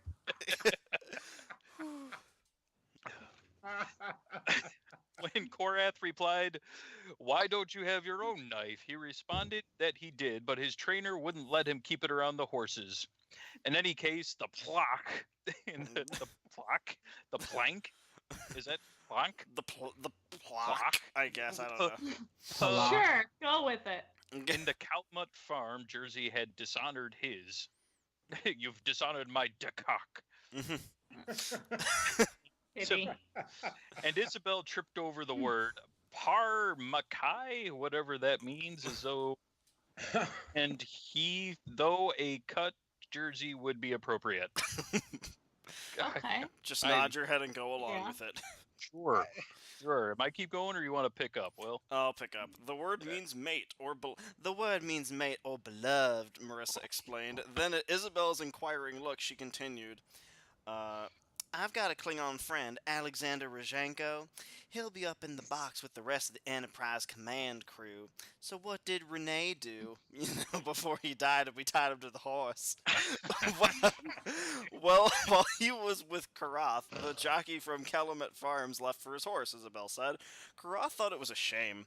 Renee suggested that instead of the blue stripes on his uniform, the Calumet rider would prefer yellow. That's right, colors that are not red, white, or black. I thought the whole Or thing. pink. Yeah, I thought the whole thing was ridiculous. The two arrived at the weight room to discover that one jockey had arrived before them. It was the Klingon jockey who rode Code of Honor. Greetings. Greetings, honorable warriors, Karath said. My condolences on your recent loss, Lady Isabel. I hope Renee, son of Robert, is now in Stovacor racing his enemies until they tire until the pace he sets. He was a most honorable opponent. Until they... I feel like that's a caricature. Is this like Klingon Valhalla? or something? Stovacor is basically Klingon heaven, yeah. Thank you, Karath, Isabel said, surprised at at the sediments. Pocket sand. Expressed by the Klingon rider.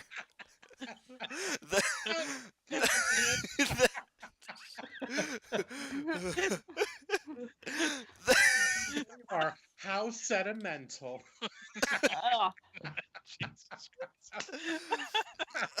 Jesus Christ. Then Karath turned to Marissa and said, "You are the arbitrator's heir, Marissa, daughter of Captain Picard." Marissa nodded. "A most honorable line. Give your enemies no quarter, and may you always be victorious. Preferably not against me, of Of course. He still hasn't spelled it right. It's a rough life. Kapla to you as well, Karath, son of Lomek of the House of Garag, Marissa replied. Shall we get this weighing out of the way? I'd like to get to my horse as soon as I can. Eager to go to battle, Lieutenant? Karath asked as Marissa ascended the scales to be weighed. No, I'm afraid if I wait too long, I won't have the nerve to do it, Marissa responded. Then she laughed. Here I am, having fought in battles, commanded starships, and I'm afraid of a horse race. There is no shame in feeling fear, Karath replied. This accent. Rather, it is not feeling fear that worries me, for I do not feel fear that there is no challenge in life. For a Klingon, a life without challenge is one without honor. Such a life is not worthwhile. Can I just ask, aren't Klingons generally like very large Yes. Homo sapien type creatures and Yes. he's a jockey?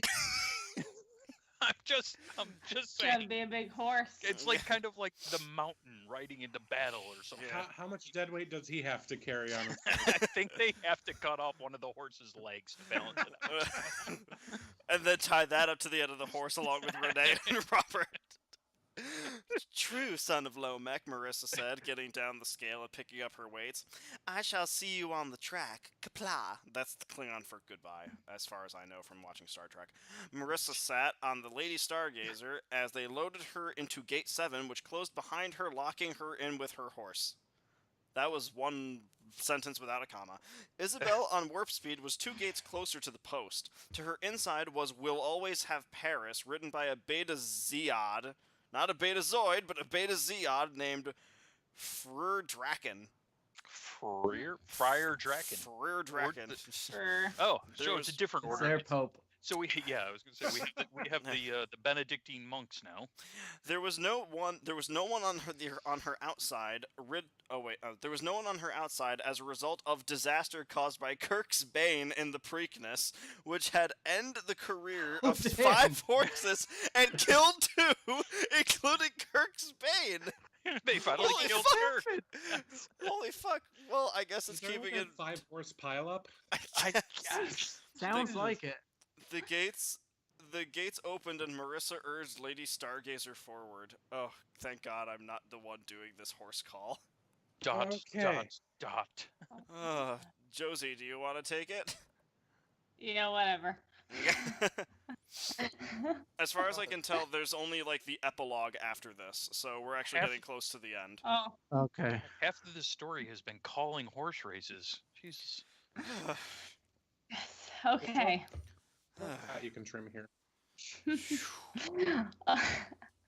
Up in the stands, the crew of the Enterprise had gathered. Captain Jean-Luc Picard eagerly pointed at the gates, looking for his daughter and her horse to emerge. Dr. Crusher was at his side. The engagement ring he had given her glistening. Oh my God! Like, what? Stop. Commander Riker stood with Data LaForge and Worf going over the odds. Troy stood The back rings and that- all wondering. That Riker had given Worf and Data glistened in the sun as well. Wondering at how much of a turnaround recent times have been, Captain Picard had been distraught over his brother and nephew's deaths. Then the barrier between the captain and the doctor broke down. Now the two were acting like lovebirds, which really annoyed Worf. Wait, what? Why, did he have the hots for the doctor? or No, at something? no point in the story. I think he just hates happiness. Who doesn't? Two dudes sitting 5 feet apart. Deanna smiled as the bell rang and the race began. The announcer yelled out, and they're off! Warp speed leads out the gate, with quarterdeck Breed on his inside. Lady Stargazer comes from the front and the outside. Code of Honor is next, with Romulan Dawn not far behind. Orphan trails the field. As they head into the turn, Warp Speed remains in the lead, but Quarterdeck has dropped to the third. Code of Honor racing alongside him. We'll Always Have Paris has moved into fifth. Down the backstretch, Warp Speed and Lady Stargazer have pulled a length onto the field. How do horse racers do this? I don't know. If you've ever actually watched a horse race like live on screen, it's amazing. It's amazing the sheer extent of shit Yeah. they have to keep track of. Right, and they do it fast. I mean, it sounds like an auction most of the times Yeah. when they're going off at it.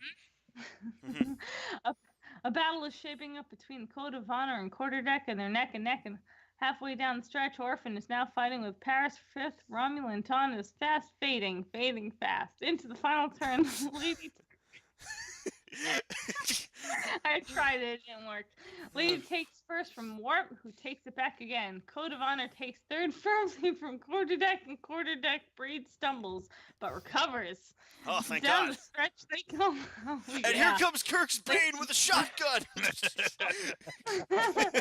Lady leaves Warp and now Warp Lady, and they are neck and neck, and they come to the line. It's Lady Stargazer by a head over Warp Speed. Woo! And here comes the rest of the field, lead by Code of Honor. We'll always have Paris takes fourth, followed by Orphan and Quarterdeck Breed. Romulan Dawn has collapsed on the backstretch. Oh, jeez. Jesus Christ. Do they have any healthy horses on Earth anymore? I guess not. It's whatever they have. You get what you get. Maybe Right. was Romulan the one that buckled under the weight of a Klingon fucking golem? Ooh. Well, ladies and gentlemen, shall we go congratulate Marissa? Jean-Luc Picard suggested to his crew, smiling. I don't see why not, Dr. Crusher said. As Marissa walked to her horse to cool Lady Stargazer off before heading to the winner's circle, she approached Isabel, who was doing the same with Warp Speed. Isabel, would you accompany me to the winner's circle? She asked. That's not done, Isabel dismissed. What?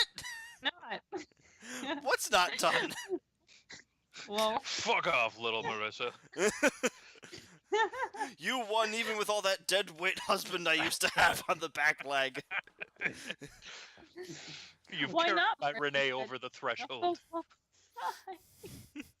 You won the race, Isabel said. You deserve the glory. Normally, I'd agree, but Lady just won the Triple Crown, Marissa stated. You rode her through the first two of the races you have to win. You deserve the trophy. You know, I don't think about that. A horse has never won the Triple Crown with more than one jockey riding her, Isabel mused. Wait, is more than one person riding this horse? Well, different races. Yeah, different races, different riders. Alright. Yeah. Oh, I one, like two people sitting. sitting 5 feet far.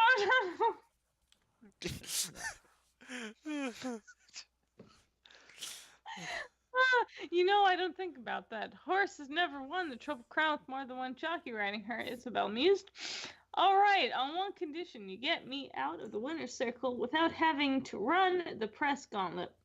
My communicator is under the uniform, and Clara is taking a shift at the space dock transporter control, Marissa informed, as the two rode towards the winner's circle. If she's at transporter control, hopefully she transports better than the guy who killed her parents. So they left a 12-year-old in charge of the entire space dock transportation. Yes. Yes, that seems reasonable. All right. All right. Ryan, go. As governor of the state of New York, which is where they have the conductor. Cuomo? What up, Andrew? Cuomo the Fifth. Where is the Belmont Stakes? Is the Belmont Stakes held in New York? I thought it was in Ohio. I could be. Wait, I'm gonna Google this shit. Oh, Is it? Oh wait, we're in the Belmont. again, I say. Oh yeah, it's we're not Elmont, New Saratoga York. Springs. We don't know how these bougie sports run. What the fuck is Only Belmont? one's in New York. I'm surprised they weren't drinking mint juleps while they were sitting in the box seats. But yeah, the Belmont is held in Elmont, New York. Yeah. We ride the horses just like we used to ride the poor people. Isn't that funny?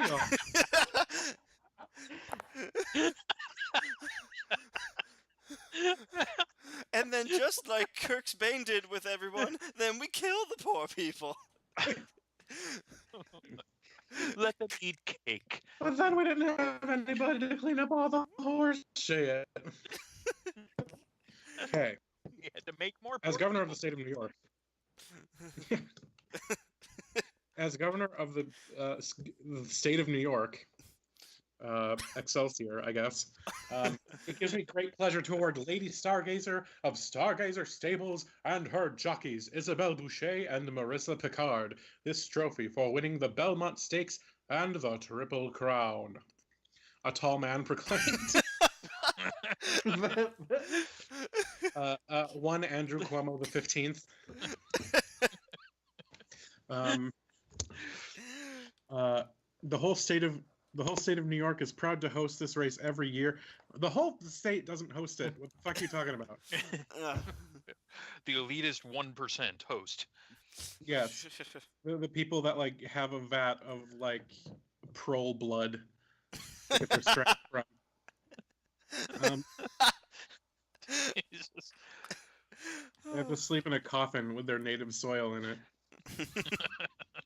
Anyway. The whole state of New York is proud to host this race every year and will remember this year's contest between stablemates with great fondness. At last, the presentation was over. Marissa embraced her father, and his command crew formed around her and the two horses. This made the press take a step back to take some pictures. As the trainer, Michael White, grabbed Lady Stargazer's leads, and Alexander warp speed. Then Marissa tapped the communicator attached to her bra strap, her clothes, and ordered Lieutenant Picard to Space Dock Transporter Control, ready to beam up. Whew. Okay, so Alright. wait, okay. Home stretch. So this To whole... use horse racing terminology. What?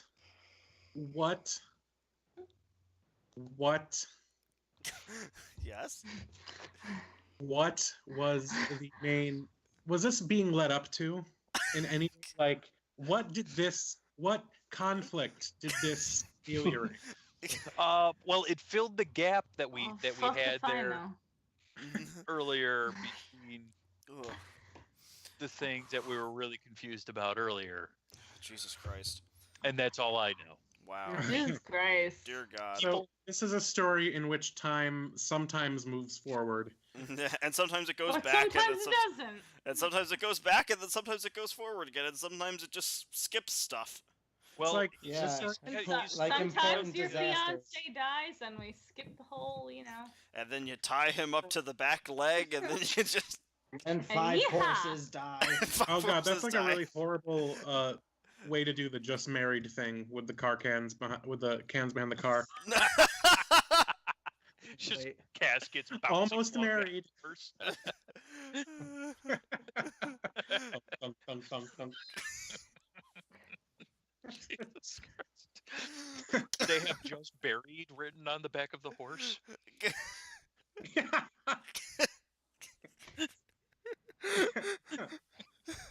Okay.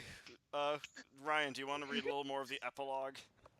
Yeah, sure. How long is this happy horse shit? We're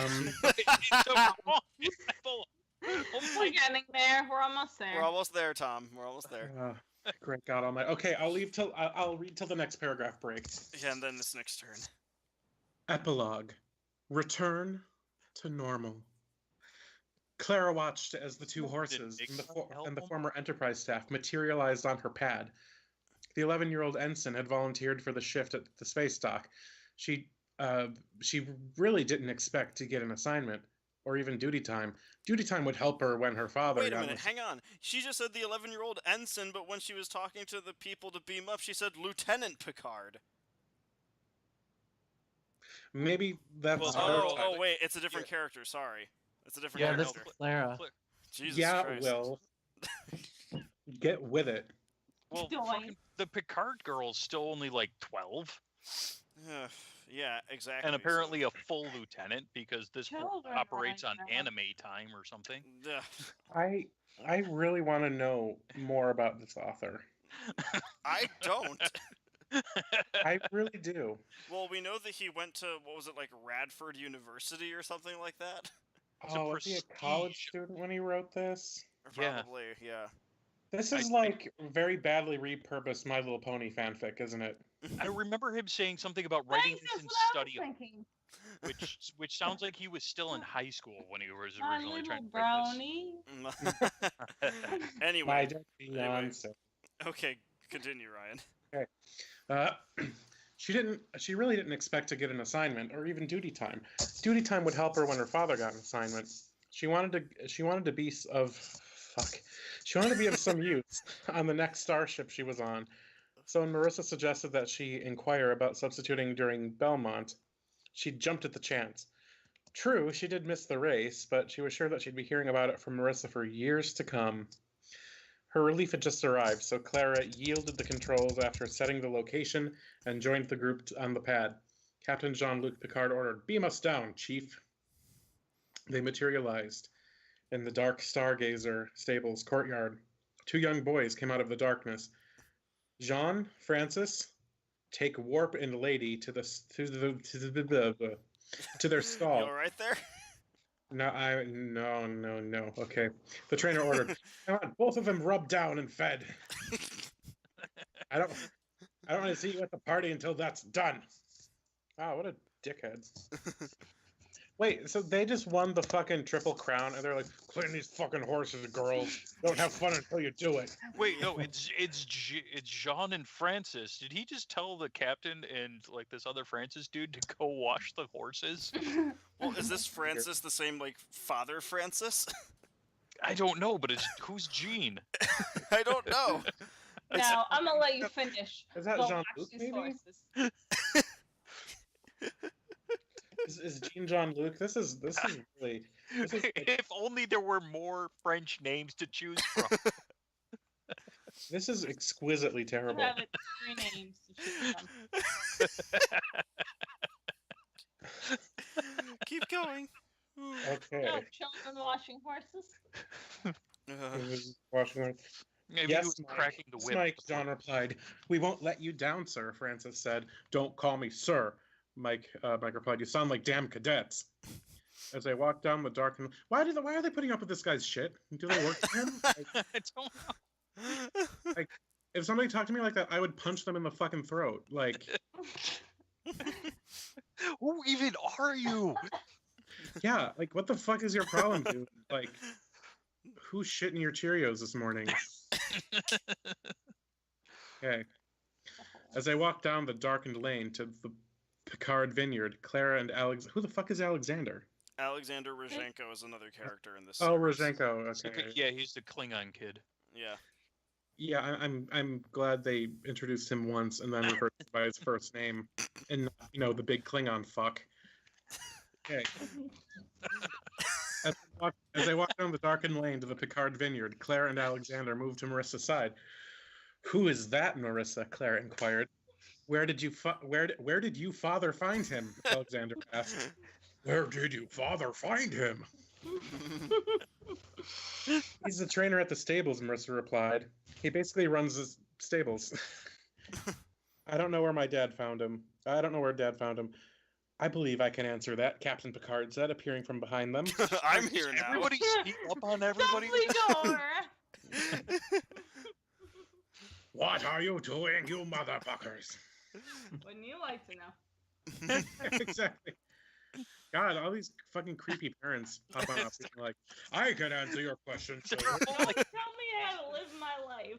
they're all like hiding behind the trees, just waiting for them to walk It's- by. It's a comic opera. It's a comedy of errors. Okay. Ship of fools. Yeah. "I believe I can answer that," Captain Picard said, appearing from behind them. "Mikey was my first chief engineer. When he retired, I and some other members of the crew set him up as horse trainer, a job he had always said he was." Jesus Excuse me. Christ! "Clara, you might want to ask him about his time on the Stargazer.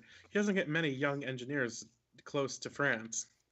Then he retreated back to rejoin the slower moving adults. But thanks, Cap. All right, Uh, Nick. Was there any indication there was a pack of adults walking behind these? Why didn't they put a conversation about his time on the starship in the story? Because just like the lunch with the Pope, it just wouldn't have been interesting. And what about the lunch with the Pope? Is that a alligator moment? No. We're And gonna if- leave that. We're gonna leave that as an imagination moment. Like however we got it. Epilogue Part 2. It was all a dream. I had a very bad fever one night. I was on many drugs. I I was dreamed on many drugs, I which the dreamed- law in New York State does not let me say. I dreamed that a horse just fucking killed everybody. The cocaine was good that night. All right, go, Nick. Marie Picard greeted them at the door to the Picard Vineyard house. Welcome back, she said. A buffet has been set up in the dining room, and you'll find wine in the library. Now we can get this party started. Of course. I put Teresa to sleep on the 3rd floor, so as long as you don't get too rowdy, we shouldn't have trouble. I promise you, Marie, we won't get loud until morning, Jean-Luc Picard remarked. That's when the orgy starts. You better not, Marie responded. Ms. Picard, Isabel interrupted. What is it, Isabel? Marie asked. May I have a word with you alone? Isabel asked. As Marie drew Isabel to the kitchen, Jean-Luc remarked to Dr. Crusher, I wonder what that was about. Nothing you need to worry about, Jean-Luc, the doctor replied. Just don't give Isabel any wine. Beverly, in France, there is only one reason to refuse wine, Jean-Luc began. Then his eyes widened and he realized, you don't mean that Renee got Is this not just Laid? so Beverly confirmed. Oh, Renee- God, she's That pregnant. Renee got laid? Renee got some before he got ran over by a Oh. horse. died. Um, you mean that you let her ride, knowing? Jean-Luc said. There was no She real wrote danger, Renee. Jean-Luc. Beverly said. Wasn't. Not at this. Conversation was suddenly interrupted as door burst to open. Philippe's chair. Isabel's father looked better, to put it mildly. He staggered into the room, his hair and clothes a mess. He reeked of alcohol. Where's my daughter? Isabel, Sacre bleu, where is my daughter?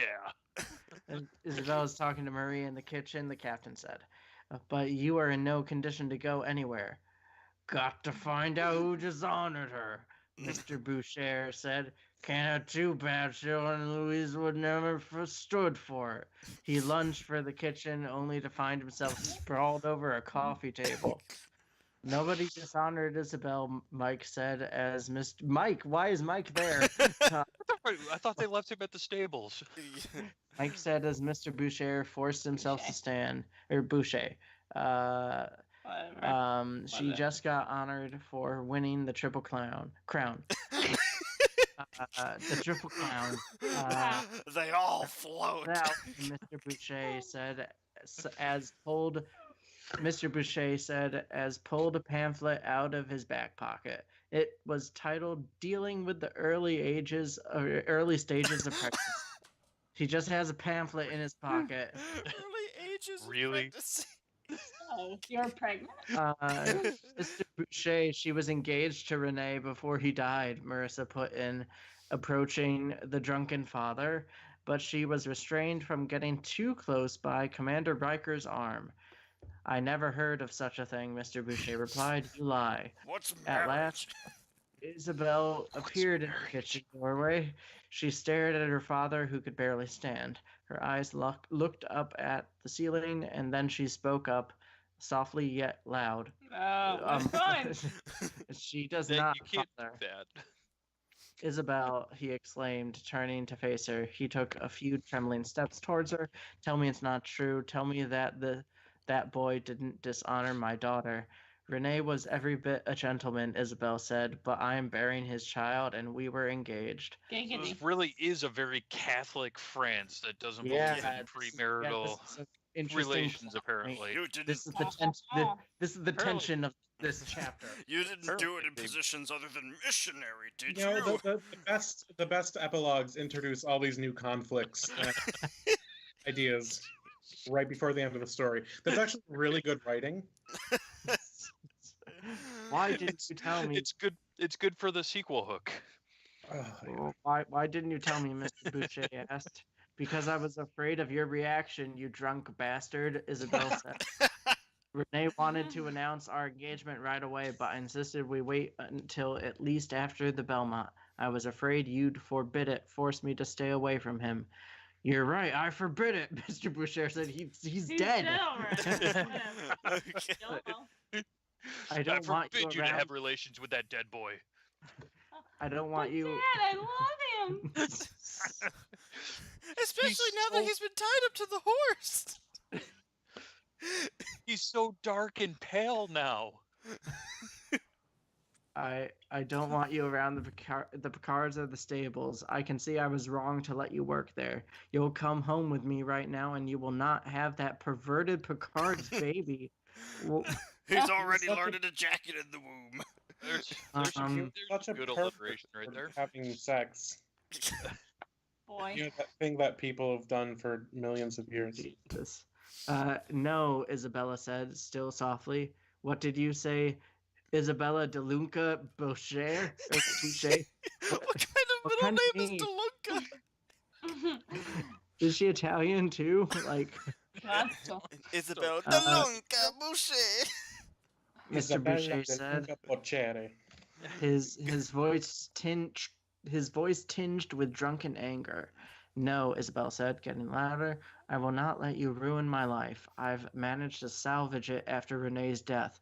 Sometimes only the fact that I'm carrying his child or the duties at the stable have made me feel alive again. I will not let you ruin that, and the Picards have every right to see me. I am not leaving, Father.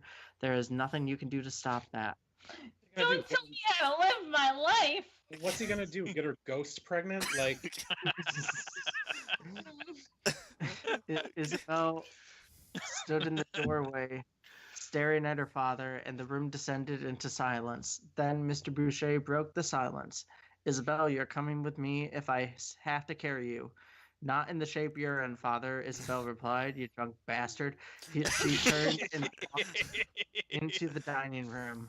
Her father attempted to follow, but Worf blocked him. What was Worf there? Who's in this room? I thought we saw a horse. Mr. Boucher looked up at the towering Klingon and involuntarily gulped. I believe the young lady wants to be left alone, Worf said. Mr. Boucher trembled. I believe you are right, Worf, Jean-Luc Picard remarked. Why don't you and Data help Mr. Boucher home? As you wish, Captain, Worf replied, hoping that Mr. Boucher would put up a fight. Oh boy. Alright, we're all very close. We got like 2 paragraphs left. Oh, thank God. Alright. Boy. Go, Tom, go. Marissa found Isabel sitting in the corner of the dining room. Capitalize. It's a proper dining room. Isabel's eyes were red, as if she'd been crying, and she was curled up in a dining room chair. Are you coming back to the party? Marissa asked. Is my father gone? Isabella asked, placing her feet back on the floor, but not making a move to leave the room. Yes, Commander's Worf and Data took him home, Marissa said. Hopefully he'll make more sense in the morning. There's a lot of M's in that sentence. I doubt it, Isabel smiled, standing up. My father's a drunk bastard. Really? He may have announced his decision while he was drunk, but he'll stand by it when he's sober. Dad's remarkably stubborn. Stubbornant? Stubborn. You gotta give it to this guy's absolute mastery of the English language. Wait, Yep. subordinate? It's- Wait, is that supposed to be like stubbornness? I think so. What? Maybe it's maybe is it French? Is it like stubbornant? Is it French? Is that French for stubborn? Stand by honest. I don't know what the fuck is going on. That's Subordinate? remarkably. I don't know. That is Subordinate? remarkably stubborn. Stubbornant. Stubborn. I think it's a trait of all parents, especially fathers. How the Mercer. fuck would you know? Well, her dad is really stiff now, so I guess it's kind of stubborn. Very stubborn. Rather inflexible, you could even say. Very subordinate. He's very rigid about his rules. Are you ready to come back now? Just let me get some of that strange red fruit juice, Isabel said, walking over to the table. I forgot what Mrs. Picard said it was, but it has no alcohol. Do you not know what strawberries are? It's strawberry juice, my favorite. Also, Marissa, the two girls walked back towards the living room to rejoin the party. Well, I mean, is when you've spent strawberry juice a thing? when you've spent your entire life around grapes and horses, I guess you wouldn't know what a strawberry is. What is this weird looking red thing? This is What sort the of fuck like are weird you? running gag for Marissa. She just Is really this a likes strawberry? Is this a strawberry I see before me? Cranberries. A little strawberry juice clears us of the deed. Out, damned strawberry spot! Out! Oh, jeez. Alright. Shall I take us through the home stretch? Sure, why not? Captain Picard surveyed the room. Commander Riker and Counselor Troy were talking in one corner of the room. Beverly, Marie, and God, small text, all right? You're very And close, young- Tom. You're almost there. And young Isabel Home were stretch. standing in the kitchen door, probably talking about babies. Marissa, Claire, and Alexander were sitting on the sofa next to the fireplace. Jean-Luc smiled, knowing his daughter. She was probably discussing some sort of tactics, either that or some sort of show she'd found in her recent discovery of Japanese animation. She's a weeb. Oh my god. She's a She's a fucking weeb. otaku. It has descended into anime time. I That is- recently here's been watching a show called One Piece. That is not kawaii. I love that this story is old enough to still call it Japanese animation as opposed to anime. Yeah.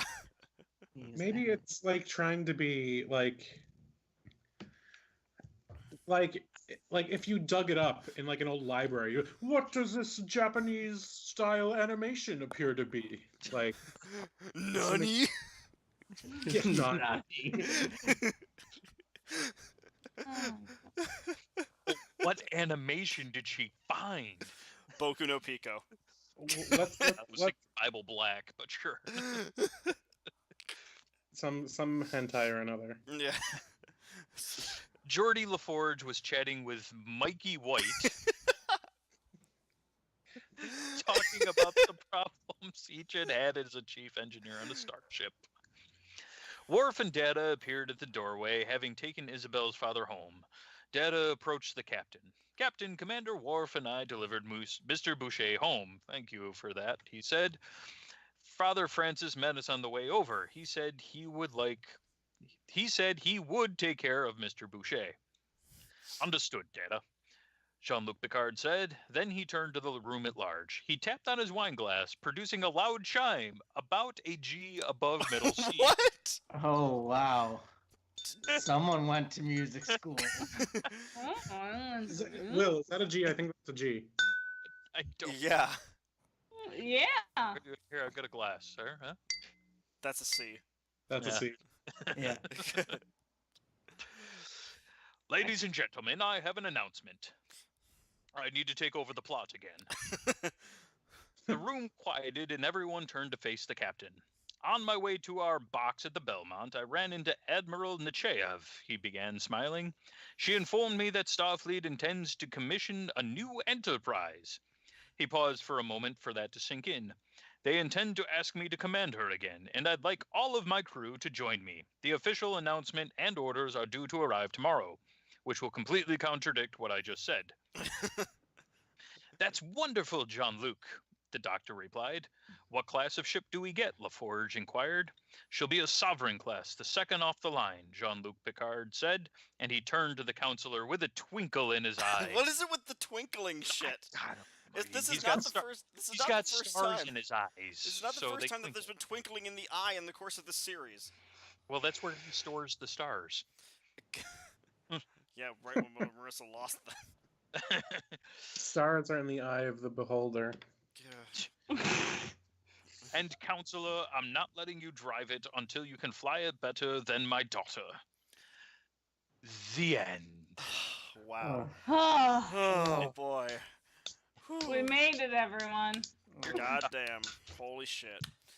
Oh, Okay. Jesus Christ. Well, I don't know necessarily when we're going to do this again, but, I mean, we've gotten a lot of mileage out of this story so far. And There there's- are so many more Marissa stories to go, too. Oh God. Oh, yes. Wait, that's not the last one. No. No.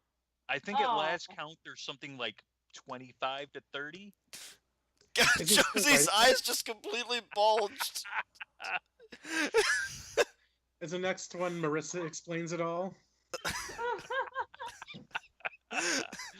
Oh, God. Jesus Christ. Okay, so Jesus Christ. all right, so Jesus on that Christ. note, oh Jesus Christ. So That I don't necessarily know when we're going to be making another one of these. It'll just be as our schedules permit, but regardless of when you're listening, I hope that we provided you with something entertaining. So until next We- time, where there's no more horses killing people or tying up That you dead know people of. to the backs of horse legs or anything like that. That you know of. Serious That you dead know fiancés. of, or dead fiancés, or whiteness, or I have been William. I've been Tom. I'm just here, I guess. I'm confused. I'm from Tennessee. And I'm a Triple Crown winner. Have a good night, everybody.